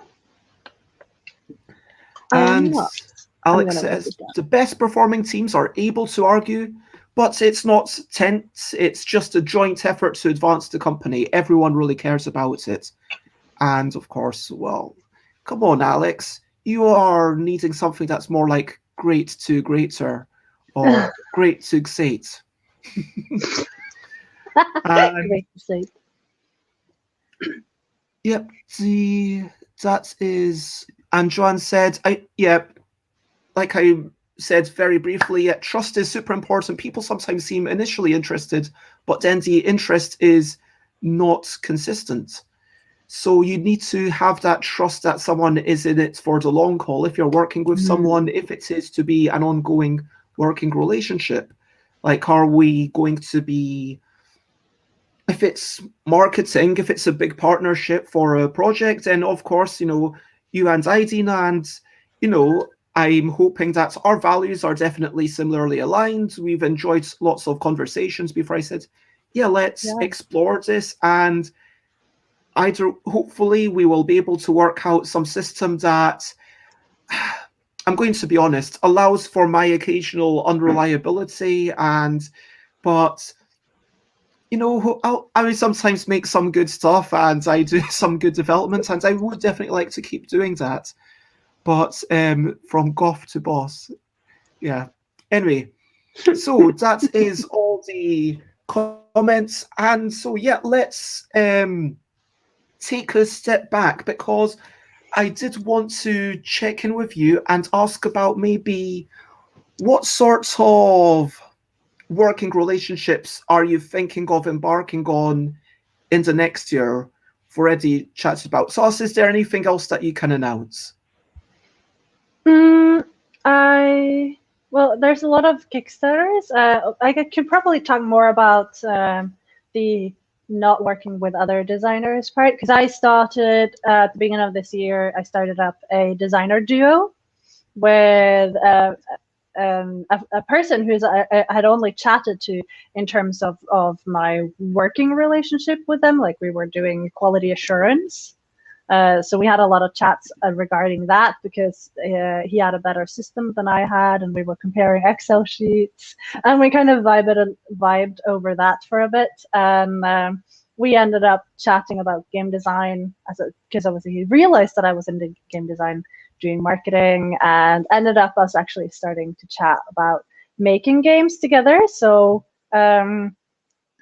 tomorrow we're doing the first playtest of one of our games, because we have 3 in the works at the moment, which are all on Tabletop Simulator, because he's great at getting games in there. So that's been very interesting, because he has a more analytic sense, and he kind of doesn't like marketing, but he understands how marketing would work.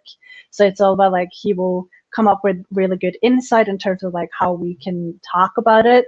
But doesn't want to do it himself, so he's always like, okay, but Dina, you have to do this part. So we're trying to figure out each of our strengths and write down a little bit and have what to expect and what sort of working routines, because obviously I do marketing full-time, thanks to all my wonderful clients and all the game designers and all the podcasts that I do. I'm able to do this full-time now, which I didn't last year. And so it's like, how much time do I have after that? He is working full-time doing QA, but he's working remotely for a company in Canada, and I'm obviously working with Finnish hours based on my kid, sleeping cycles and awake times when he's in kindergarten. So it's trying to find times when we are actually available together and seeing if that works. So we had a lot of challenges in the beginning to actually find time when both are available, because our situations are very different. So that was very interesting for us, that in that sense. And with us both being parents, things can happen, you know, kids not wanting to sleep. It's totally a thing that delays meetings for both of us. So remaining flexible for that has been very important. Again, saying that it's about communication is almost so trite at this point that you need to nail down a little bit more into it. And so in my mind, I kind of was also, I was listening, but I was also trying to ponder what exactly is going on. And it's really good, for example, this relationship where one person's maybe more able to get some stuff up on Tabletop Simulator, one person's doing the marketing heavy lifting, one person, and both people are doing things together. It reminds me of my chats with Turksy, where Turksy was saying, yeah, the key thing is that you need to be different enough that you have different roles. You don't want to be overlapping too much in what you're doing. You want to be able to say, okay, let's say for the LDEC contest 2021, you know, which designs are going to go forwards. And whilst I would very much like you to be involved in that, it has to be, okay, Bez takes the lead. And for me, it's like, okay, who's taking the lead? Who actually is the person who's taking charge of this? And in the same way, if it's, okay, in a design partnership, maybe one person's the crazy experimental person, one person's the, okay, the heavy lifting, I've got to get stuff done, I've got to drill down into those numbers. But at the same time, you want to have a compatibility of vision. Like, sure, David and I might have a brainstorm and we might have something that we're both interested in working on. But if we want to, you know, it might be like, okay, there's no single vision that can align us. So you know, need to be similar enough that it's not, okay, someone who's interested in making kids games and someone else who's interested in making more complex Euro games that are suitable for really invested gamers. It needs to be some degree of compatibility. And that kind of gets me to drilling down a wee bit into that communication. To me, it's firstly setting expectations beforehand.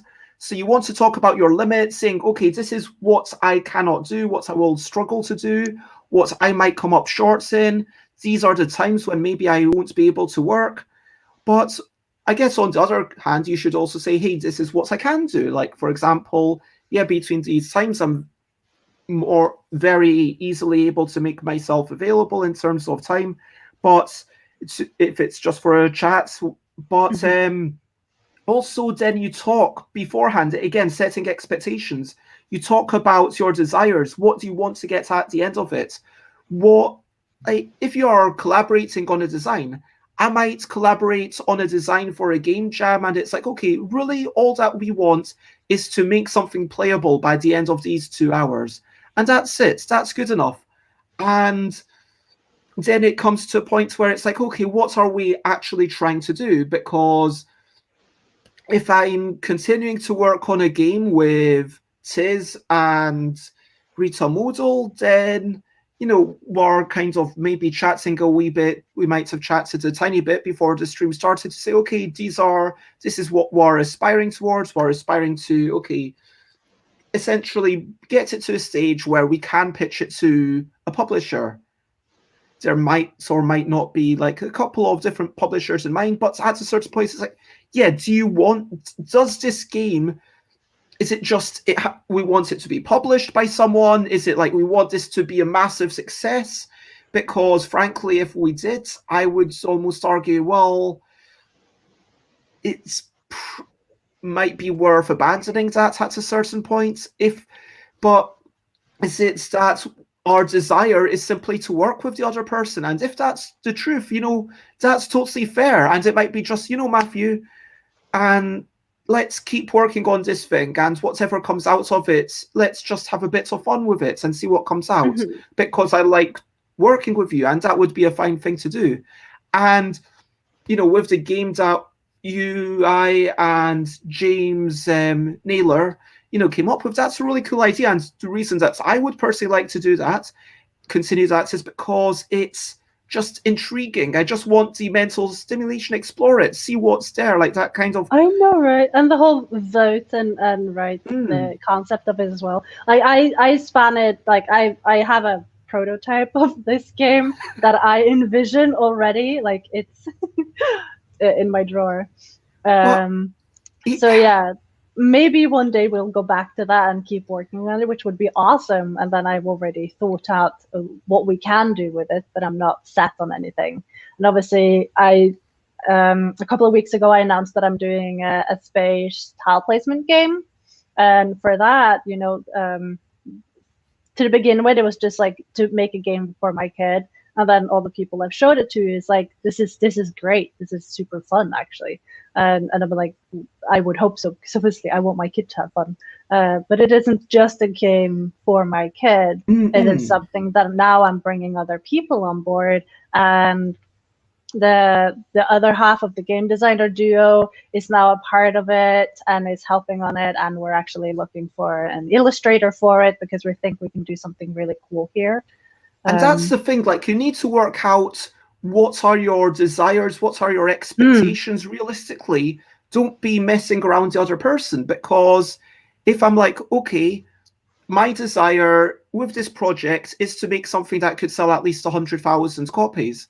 If that, that's a realistic desire, because, I managed, multiple times that with Yogi, I've got some experience in, managing to make a game that can get to that mass market status. And at a certain point, it's okay, yes, I'm aware that there's luck, but if this is what I'm aiming for and I'm working with someone else, well, then we're likely to be a lot more harsh with each other. We're likely to be looking at it from a certain point of view.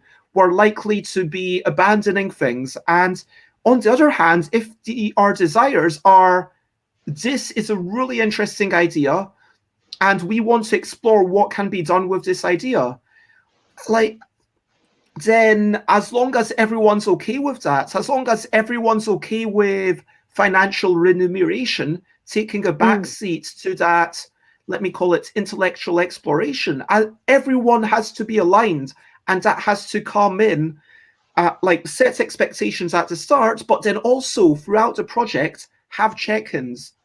I think is an important thing to say, okay, why are we doing this now? What are we trying to do now? Is what we said before still the case? And what are we trying to do at this point? For example, Seize the Power, I started off thinking, okay, this is going to be a game which is going to be something which expands what games are capable of. I really want this to be a game where people are like, wow, this is a game that makes me feel bad. This is a game that makes me feel a tiny smidgen of what discrimination and prejudice and, unfair rules are all about. But, partnering up with an actual publisher, now, of course, there is a responsibility to keep an eye towards what is financially viable. But, and then at the end, hopefully with correct expectations and check-ins along the way, it kind of just works out at the end. But do you have anything more to say on communication and aligning yourself? Obviously, I think as a deaf person, I would say that one of the most important parts in terms of communication is to define early in the beginning of the stage of the relationship is what is your preferred method of communication. Because some people work best with calls, some people will work better with emails, some prefer just working out of Asana or Trello or like Monday.com. Sorry, for a moment I thought you said Asana, like as in sitting together in a sauna and just having a business meeting. No, Asana, Okay. which is also a management scheduling system. We're using it for the MeePubCon, and there was one on the team who were like, "Oh, I don't really like this one," but they're making it work, and we're changing how we're using it to make it work for everyone. So those things, if you're going to use a program or a system, be sure that everyone is on board with the system and that the changes that are done within it is to benefit and everyone knows how to use it. Because if you have a tool and it's great for half of the team, it's not really going to help you move forward because there's going to be a lot of hurdles that you have to jump over. Yeah, and I guess it brings us back to what Peter said about systems and trust, because with Chris, for example, we've developed a system that each week, I have a little Google document that is Chris's to-do list, and I copy paste some wee bits. Okay, this is every week. Okay, please do this. This is every month. Okay, do this. But we do have those checks. For example, yesterday we had some really difficult conversations. I'm not going to lie. It was, I think, emotionally difficult for both of us. But that's sometimes the nature. You need to have those difficult conversations. You need to, if you are being asked to do something that you're uncomfortable with, you've got to say, well, I'm struggling with this for whatever reason it is. Maybe it's a thing that you're feeling like it's asking too much of you. Maybe you're uncomfortable with the sorts of work, and having that communication and being. But the other part of it is being kind, like remembering that this is just one part of anything. And I remember somewhere on Twitter, someone said something like, "You are not your projects. You are more than that." And I kind of reframed that as you are a culmination of, you are partially your projects, you're partially the work that you've done, but you're also your friends, your relationships, your actions day to day, what you enjoy, just your general state of being, all of these things for sure. And you've got to allow other people to have that state of being outside of, no one can be, again, if someone tells me I'm going to be there on Monday at 2 p.m. and we're going to have this meeting, then if we don't, that's going to be a bit annoying. It's going to be a bit disappointing, and hopefully they've got a good reason for it. But at the same time, you've got to be mindful that if someone says, hey, this is becoming a bit too much, people learn, people change, and you have to be kind to your co-workers. And Robert mentions using Jira, and going back to those tools, maybe we can have Alex just wants to design a sauna game. I'm Joanne, all in for that. DM me, I got some ideas. Wait, is this a game to be played in a sauna, or is this a game about saunas? I think it's a game about saunas. That's less exciting. Joanne says, yoga work, because obviously the only thing that you really need in order for a game to be played in the sauna is for it to be waterproof. And we already have but you need to be able to play it without the towel kind of falling down and everything. What? You wear a towel in the sauna? You're not supposed to wear a towel in the sauna. Wait, you just go naked in the sauna? Yeah. And then you sit on your designated sauna cushion. Because, wood is hard for your bum. You gotta have some luxury. Wow. Or naked. I wouldn't... on your pillow. I wouldn't feel comfortable with that. level of nudity, I'm not going to lie.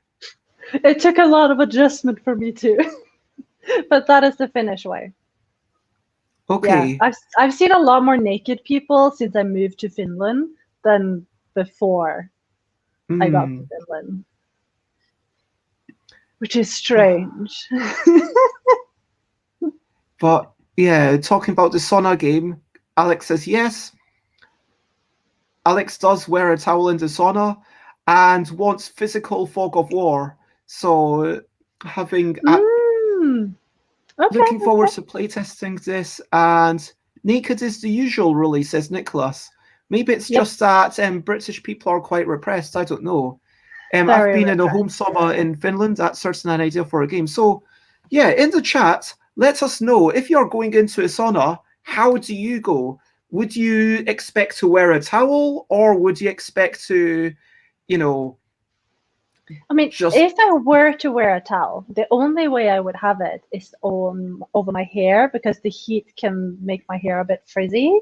So I would probably put like a hair mask on, and wrap it in a towel. But that would be it. Like, yeah, no. I mean, oh yeah, I was thinking it might be self-conscious, but you know, because it just hates the heat. If you and yeah, heated pools is expected. Like if it's a pool, then at least you're kind of dipping. Although I might like wear a bikini or something. But yeah. Anyway, going back on topic, Joanne says people absorb information differently. I am visual. Other people need to read things. It would be good if you could. I have to write. I have a blackboard on my wall with like meetings, so I can just look at it and know what's coming next. And when I'm doing the planning for social media, I use like a visual planner. So I'll put in the pictures that I'm using to make sure that the feed looks nice. And then while looking at that, the caption will kind of just come to me. And then I can kind of show like, this is what your feed is going to look like in 2 months, and these are the pictures, and then we can go into more of the details. So yeah, I need things in front of me on paper or whatever, preferably by hand. If I'm going to remember things, I do notes by hand. And yeah, Joanne talks about compromises, and that's something that then we could talk about. How do you establish those compromises? You know, that's a thing all in its own. And yeah, find the middle ground, you know, make sure everyone is okay with what is happening and the methods of communicating. I just want to acknowledge that we've had, I think, one clear vote from chat. So people are basically, 2 people would not use a sauna, which is Hal and Xate would not use a sauna.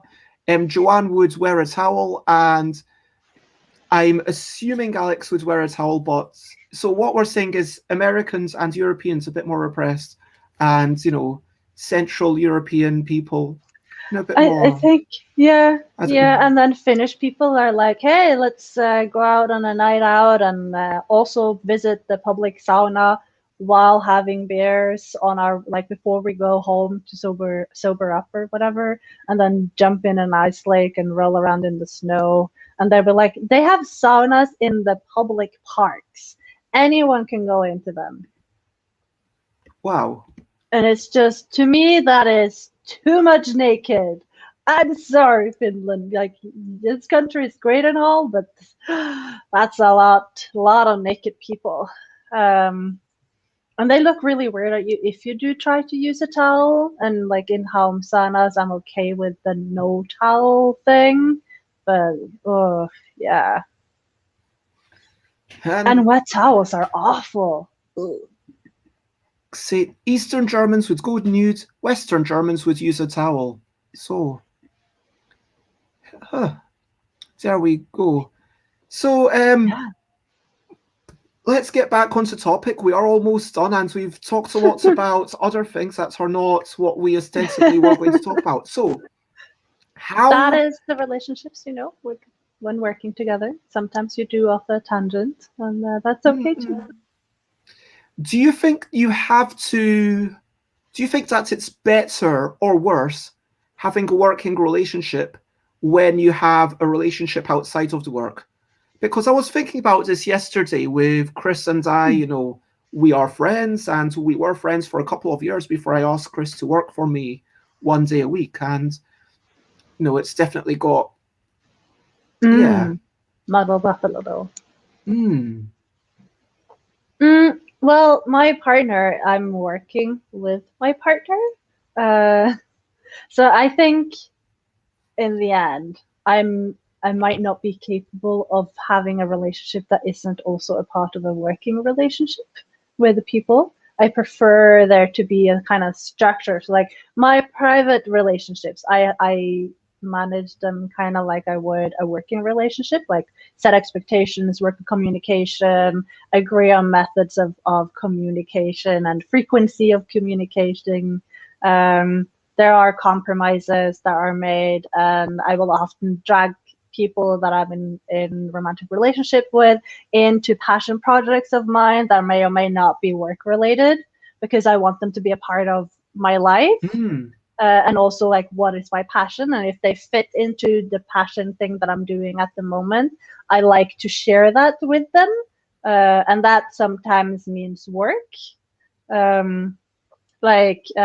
Timothy helps me with some graphic elements that I'm not capable of, and I know he is very capable in terms of graphic design and videography. So he's brilliant at those things. So and he likes learning, and I like to give him challenges because I know what he can do.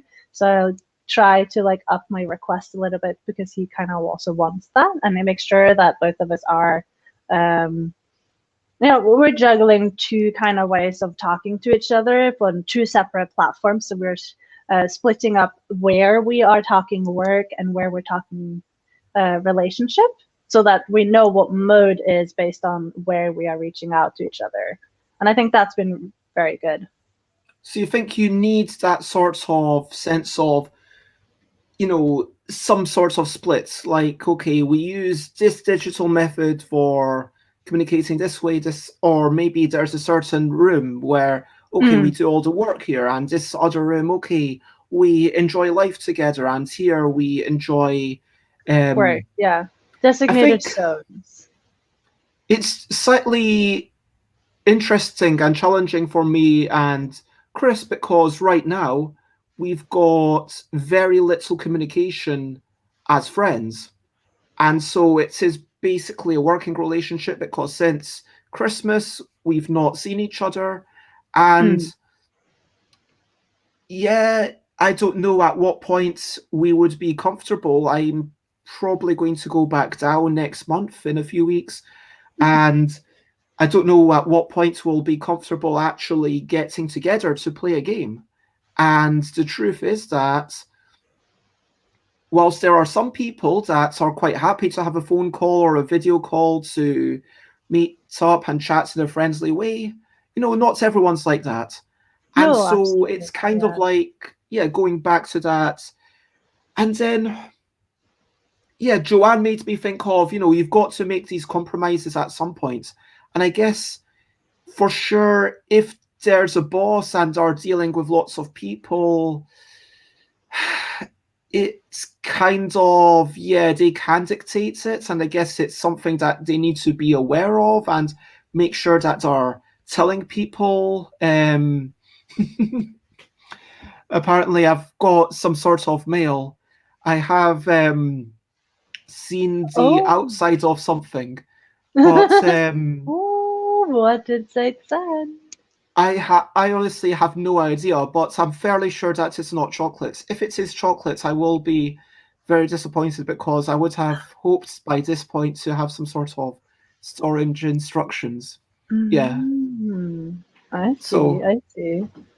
But anyway, it's not chocolate, so we're good. Yeah. So I'm wondering, you know, is it edible? Anyway, but that's not. Is it? Wait, this is where I start thinking, you know, is it actually chocolate? See? See, they really love, so you can tell they love social deduction games, you know, like the whole deduction part of it. It's not chocolate, it's totally not chocolate, meaning it is chocolate. And then I am terrible at deduction games, so I'm like, okay, so it's chocolate then, and then I'll roll with that, but it's probably not chocolate. And then, Yeah, anyway, I think it's if it was chocolate, now it's undefined vegetable matter. Look, let's just make sure that we've had a chance, and it's kind of annoyingly hand-wavy to say, yeah, minimize tension, have all these things ahead of time, communicate. Do you have any more to add on this as we try to wrap up? minimize tension. I think there's going to bound to be some tension, but I think it's not about eliminating, just minimizing it. Yeah, so allowing the tension to be there, but also creating a safe space, I think. Creating a safe space and having the soft skills to talk through the tension is going to be very important, and having space and holding space for the other person to have an upset and having big emotions. To use the same terms I use with my kid, you know, there's bound to be big emotions, and we have to have the space for other people to have them, and letting them sort of flow out, and then we can, you know, using our soft skills, talking up with them so that we can get back on track. Yeah, like being okay. Right? I love this phrase, big emotions. And sometimes really those big emotions are going to be positive and you can embrace them. And sometimes those big emotions are going to be negative, and it's worth examining them, saying, okay, what exactly? And okay, you're not ready to talk about this week. It's a bit of a rough week. Okay, well, we'll start the conversation now just to get that started, and then we'll finish the conversation in a future week. And that's sometimes okay. Yeah. I've had clients who have had massive rants, like angry rants, on the calls that I do with them. And through those rants, I was able to discover, because they had them, what we could do about it. Because they wanted to have a rant just to feel better, but also because they were wanting me to solve a problem that they were having and that they'd been having for quite some long time, and was really upset about them. So just allowing them to complete the rant and finish it, which took, you know, half an hour to an hour somewhere, we were able to then afterwards, when we were calm and breathing normally again, to find a solution that would be working for them. I had another client who would like start crying because they're so emotionally invested in their project. And it's just so many feels with going into Kickstarter, and just having that space and then using that passion through that they are talking about, like, because there's so much passion that usually comes through. Yeah, embrace that, because if there's tension, presumably that comes from a place of caring, and you can work through it together. And sometimes that makes great social marketing content.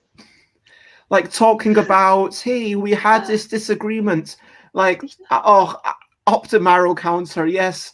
Mark Rosewater all the time talking about, hey, we disagreed on double-faced cards, and this other person says, how confident are you? I said 100%. We basically pushed it through, and there were all these internal arguments, and then we got it out, and now they were so beloved that we're going to do it again. And having these stories, and Mark says, yeah, a lot of the time people support me in what I'm doing, but I don't share those stories because it's not as engaging a story. The story of, oh, I wanted to make this thing and people disagreed, but then we made it and we convinced people, and hey, look at the thing that we fought to make. That's yeah, but yeah, maybe not quite like that. But making something and having people disagree doesn't necessarily mean it's a bad thing. Just mean that maybe you met the wrong people. You're trying to sell it to the wrong audience. And that rant with someone like me would be like, hey, maybe we should look at your targeting, and then we'll fix that. And then we can work on solutions, but to do better targeting. Maybe you need to tweak some ads or graphics or whatever. Because I can be quite as like a solution-orientated person. So I try my best to always ask people up front, like, okay, what are you looking for here? Like, do you want me to solve a problem? Do you want me to just listen to your rant? Because I can do that. I'm fine with listening to rants. Yeah, and sometimes having those tangents and allowing for space for those rants can make it, you know, it can allow you to build that better understanding. I guess you need to allow space for tangents. And I am going to go out on a limb. And if I know that people say, oh, don't enter a working relationship with family or things like that.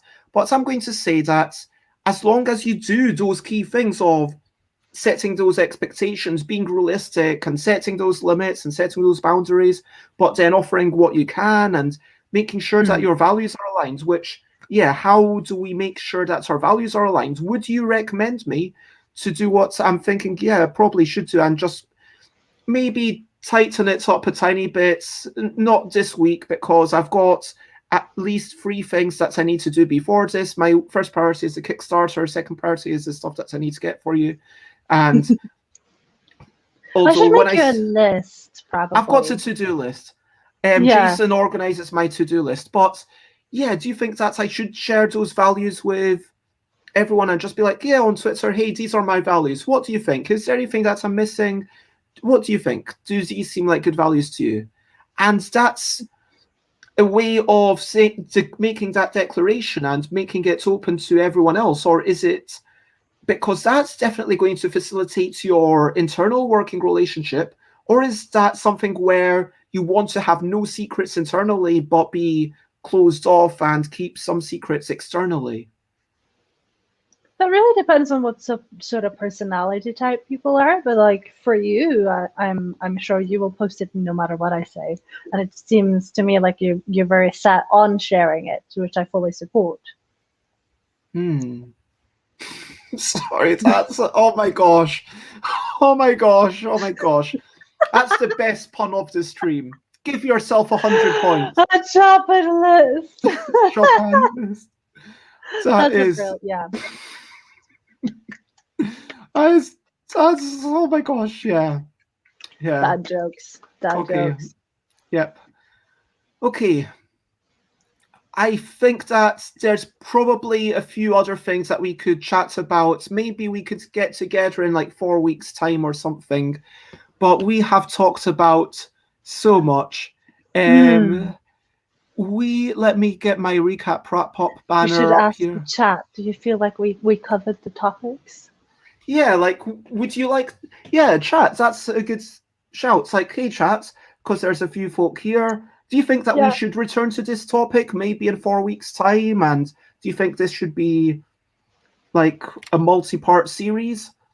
But what did we talk about? We talked about working relationships. We talked about crisps and crisp butties and crisp butties and about deep frying stuff and about chocolates and oh my gosh, I am actually quite hungry. I've not eaten yet today, but actually playing games in real life, whether that's Carcassonne or chess.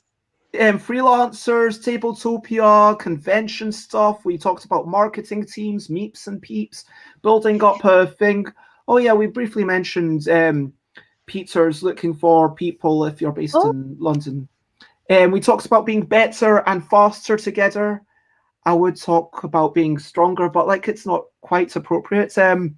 About seats, about secrecy, about secrets and secrecy. I'm actually going to scribble that out.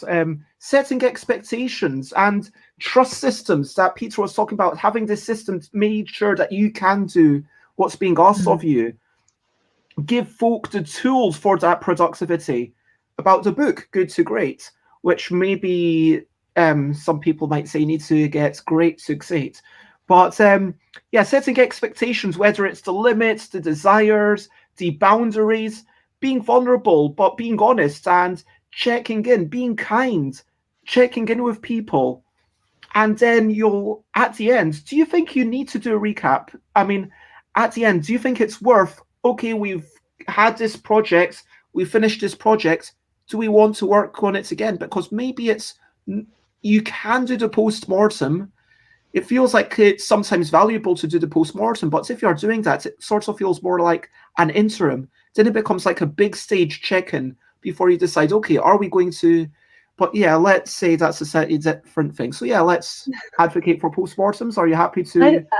I'm very pro post-mortem for anything. Like, after your Kickstarter, talk about it with the people that you worked with, or everyone, you know, check in with their mental health after the funding of the project, after a major con being made, you know, look at the data, look at the feedback that you've gotten. Absolutely, do post-mortems. Oh, sorry. Oh my gosh. All the puns. Okay. We shall shopping lists in my shop. Also shop-hand boards. Yeah. Also too hot to handle oven gloves. Oh, that is okay. And we talked about paper or email versus video or phone. Everyone wants to work in a different sorts of environments. We talked about working versus non-working relationship, how a lot of this stuff applies to whatever sort of relationship you have. Like, set boundaries, even if it's a sexual partner, you know, especially if it's a sexual partner, I should say, you know, definitely set those boundaries, set those limits, set, okay, this is what I'm advocate for, what your desires and what you're comfortable likes with. And dislikes, and you know, checking along the way. Yeah. And maybe at the end you can have a post-mortem. Say, like, you know, even that whole thing, oh, was it good for you? Favorite part, definitely. Get water. Drink lots of water, then do the post-mortem. I don't talk until I have a water glass. Okay, and you have to be okay with some degree of tension is a big thing. And hello, Jeroen, it's lovely to see you. And lots of love, and I hope that you can sort of... But yeah, anyway, you've got to be okay with some tension, some big emotions, but yeah, come from a place of kindness, and yeah, and then we talked a wee bit about chocolate, and yeah, what I'm hearing is that it's probably something edible, but it's not chocolate. But I'm really curious to know what it is, because I know. So it has a longer expiration date than chocolate would have. Maybe so, that's what I'm thinking. And apparently, it's something that Alex would not eat. Maybe it's really spicy. I don't know. Or maybe it's because it has sugar. I don't know. But then, aren't you still doing the no sugar, or are you done with that? Well, I'm trying to... I'm allowing myself sugar sometimes. So this month, I'm avoiding sugar as much as I can. So I'm trying to think if I have actually had any... I've not had any sweets, and it's like I've not had any outright sweets, which are just all about the sugar. And yeah, anyway, it was in December before I went off sugar. But if anyone cares, I spent 1 month off sugar completely, except for bread. So I didn't have any other sugar except for 2 days, which were my mum's birthday. And so I didn't have cake. Wait, actually, I did have a tiny bit of cake. Yeah, I did have 2 days for that birthday. But then the next month I was just, okay, let me have as much sugar as I want. And I did have about 6 or 7 bubble teas over the month. And I did have bits of chocolate. But yeah, this month I'm trying to, as much as I can, not have sugar. So I will have fruits. I will have... I will not have soup that has sugar, because then I'll check. A lot of soup has sugar, but there's a couple of flavors that I found that don't have sugar.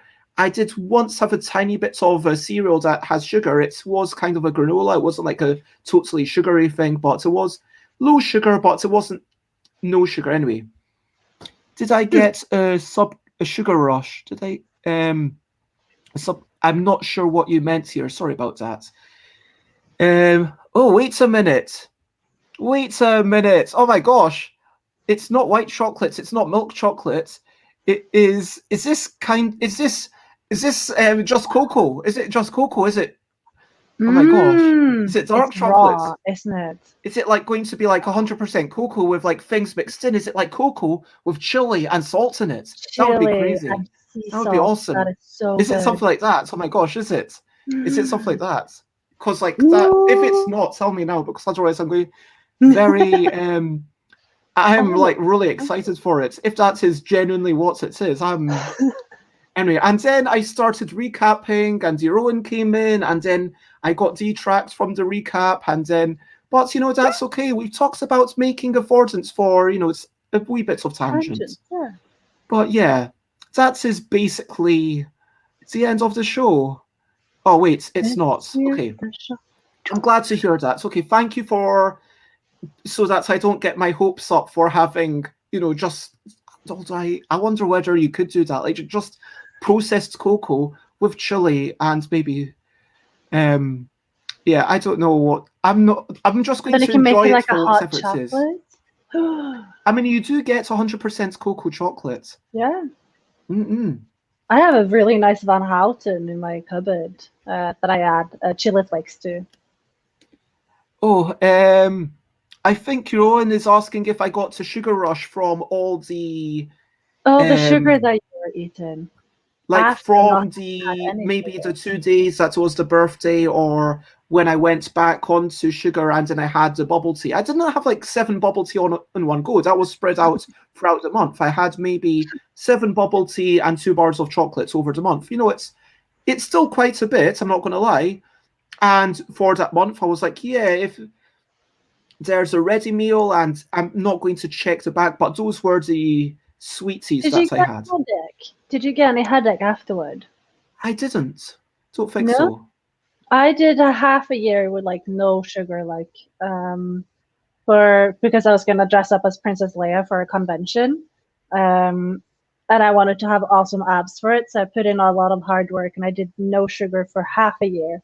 And at the convention, I had 1 bar of chocolate because we were running really late on a vampire masquerade session. And I just needed something to keep me focused. And I got such a banging headache after that. It was just terrible. And it took me 2 weeks before I tried anything else with sugar in it.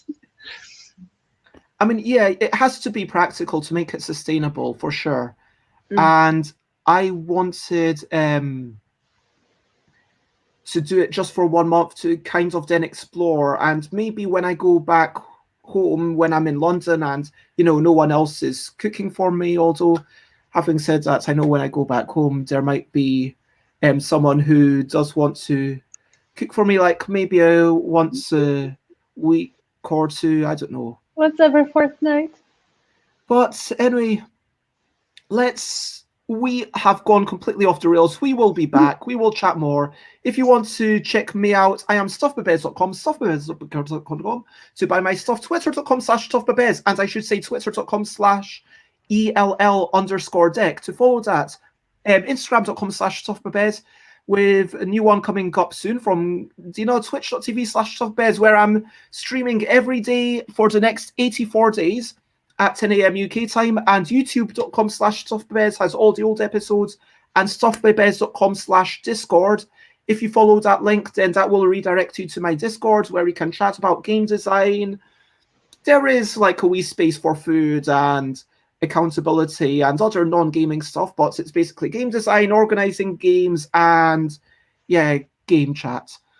And if you want to check out Dina, where do you most like to be found?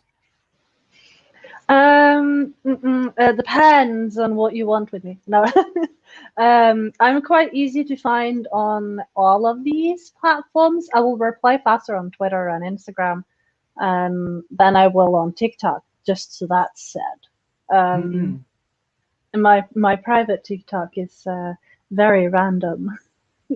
But I've realized that I'm kind of becoming a little bit of a brand in terms of like what I do in the board gaming space. So I've made sure that now most of my handles, at least except from the Twitch one, is going to be a Dina Said So.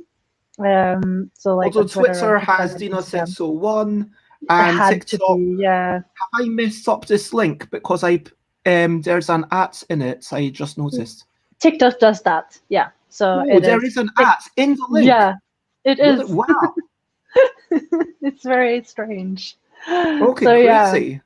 And so yeah, I need to unify my Facebook thing, and I think that should be point number 4 on my list. You know, Probably, like, yeah. point number 1 is getting the Kickstarter update. Anyway, so Yeah. that brings me to the end of the show. Thank you, everyone. You have been bleeping amazing. It's so lovely to have you all here. Thanks. Let me just say super amazing.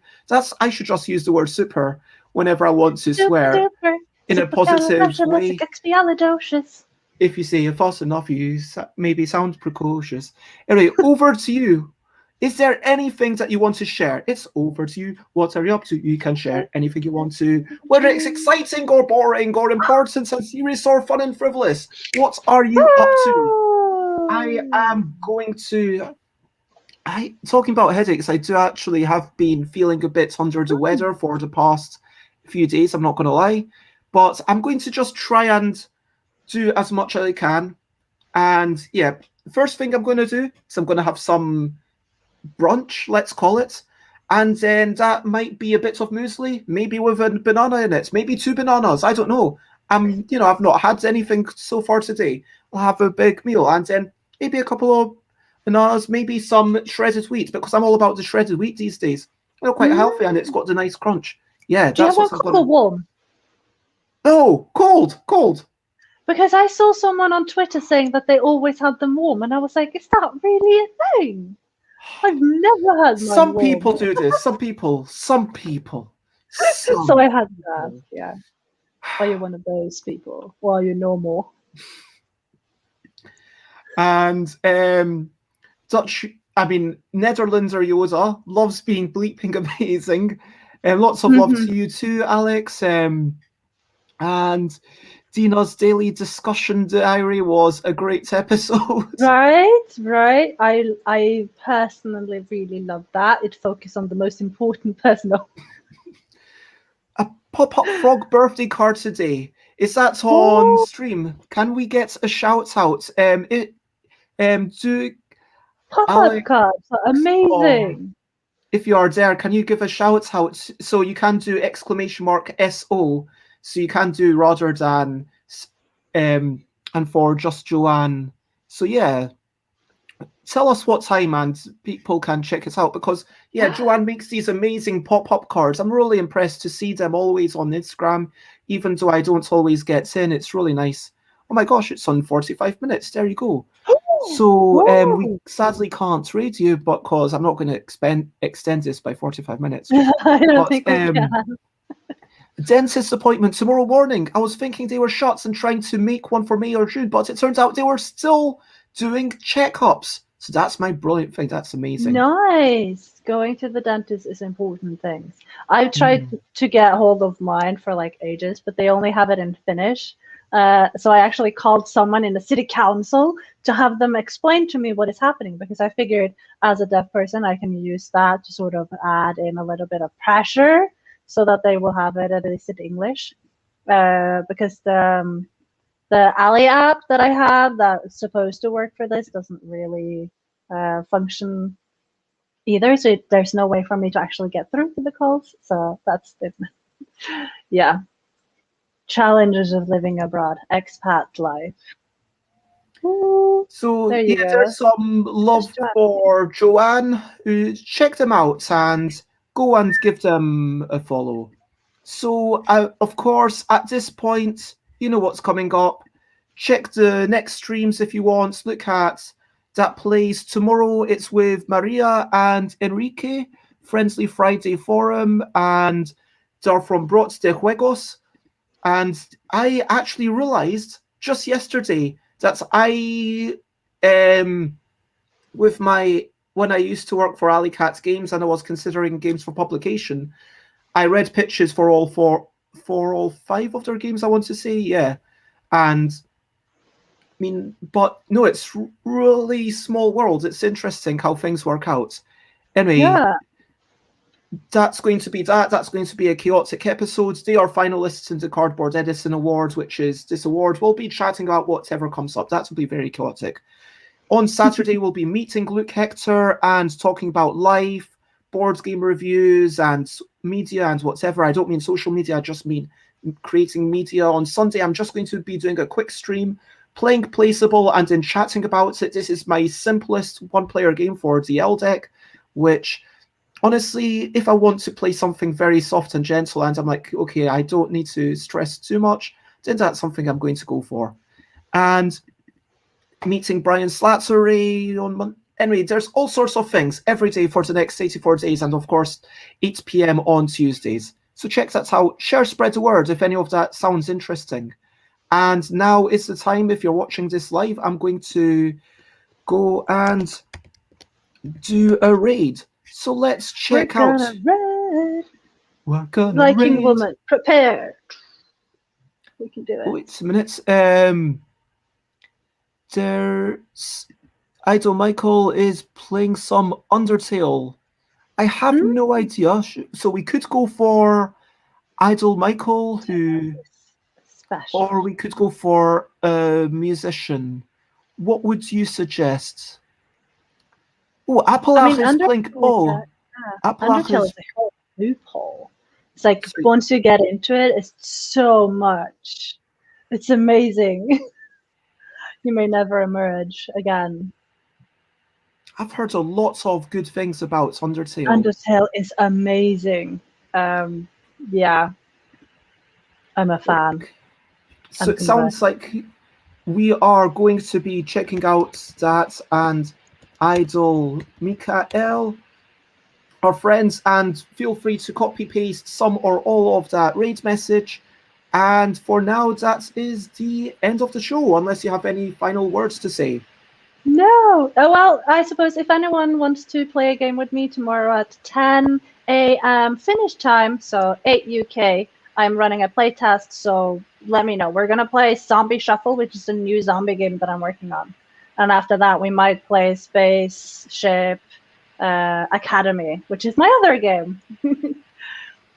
So, if you think that you will be awake at 9 a.m. Central Eastern Time, or 8 a.m. UK time, or I think that currently makes it 4 a.m. Eastern Standard Time, and hopefully people can convert. Something like that, yeah. I've become a lot better at time zones since I started streaming, and you are, yeah. I'm impressed. I'm still lots working of on love. Check that out. Dina is available on all of those places, and so yeah, check out Dina or whatever. For now, that's the end of the show. So yeah, for now. I look forward to be here next time. Bye, bye, bye, bye. This is a goodbye song. Bye, bye, bye, bye. Thank you for watching along. Bye, bye, bye, bye. This is the end of the show. Bye, bye, bye, bye. And now it's time to go. Bye, bye, bye, bye. This is a goodbye song. Bye, bye, bye, bye. Thank you for watching along. Bye, bye, bye.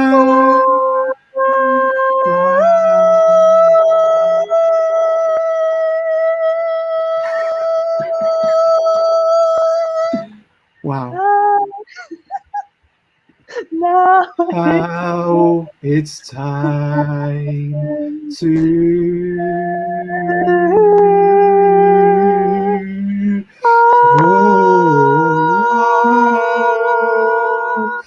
go. That's harsh. Goodness sakes. Oh man.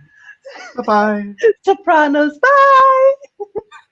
Yeah, that's the end. Yeah, if you sing slowly enough, then the lag doesn't matter. Yeah. Bye-bye. Yeah. Bye-bye.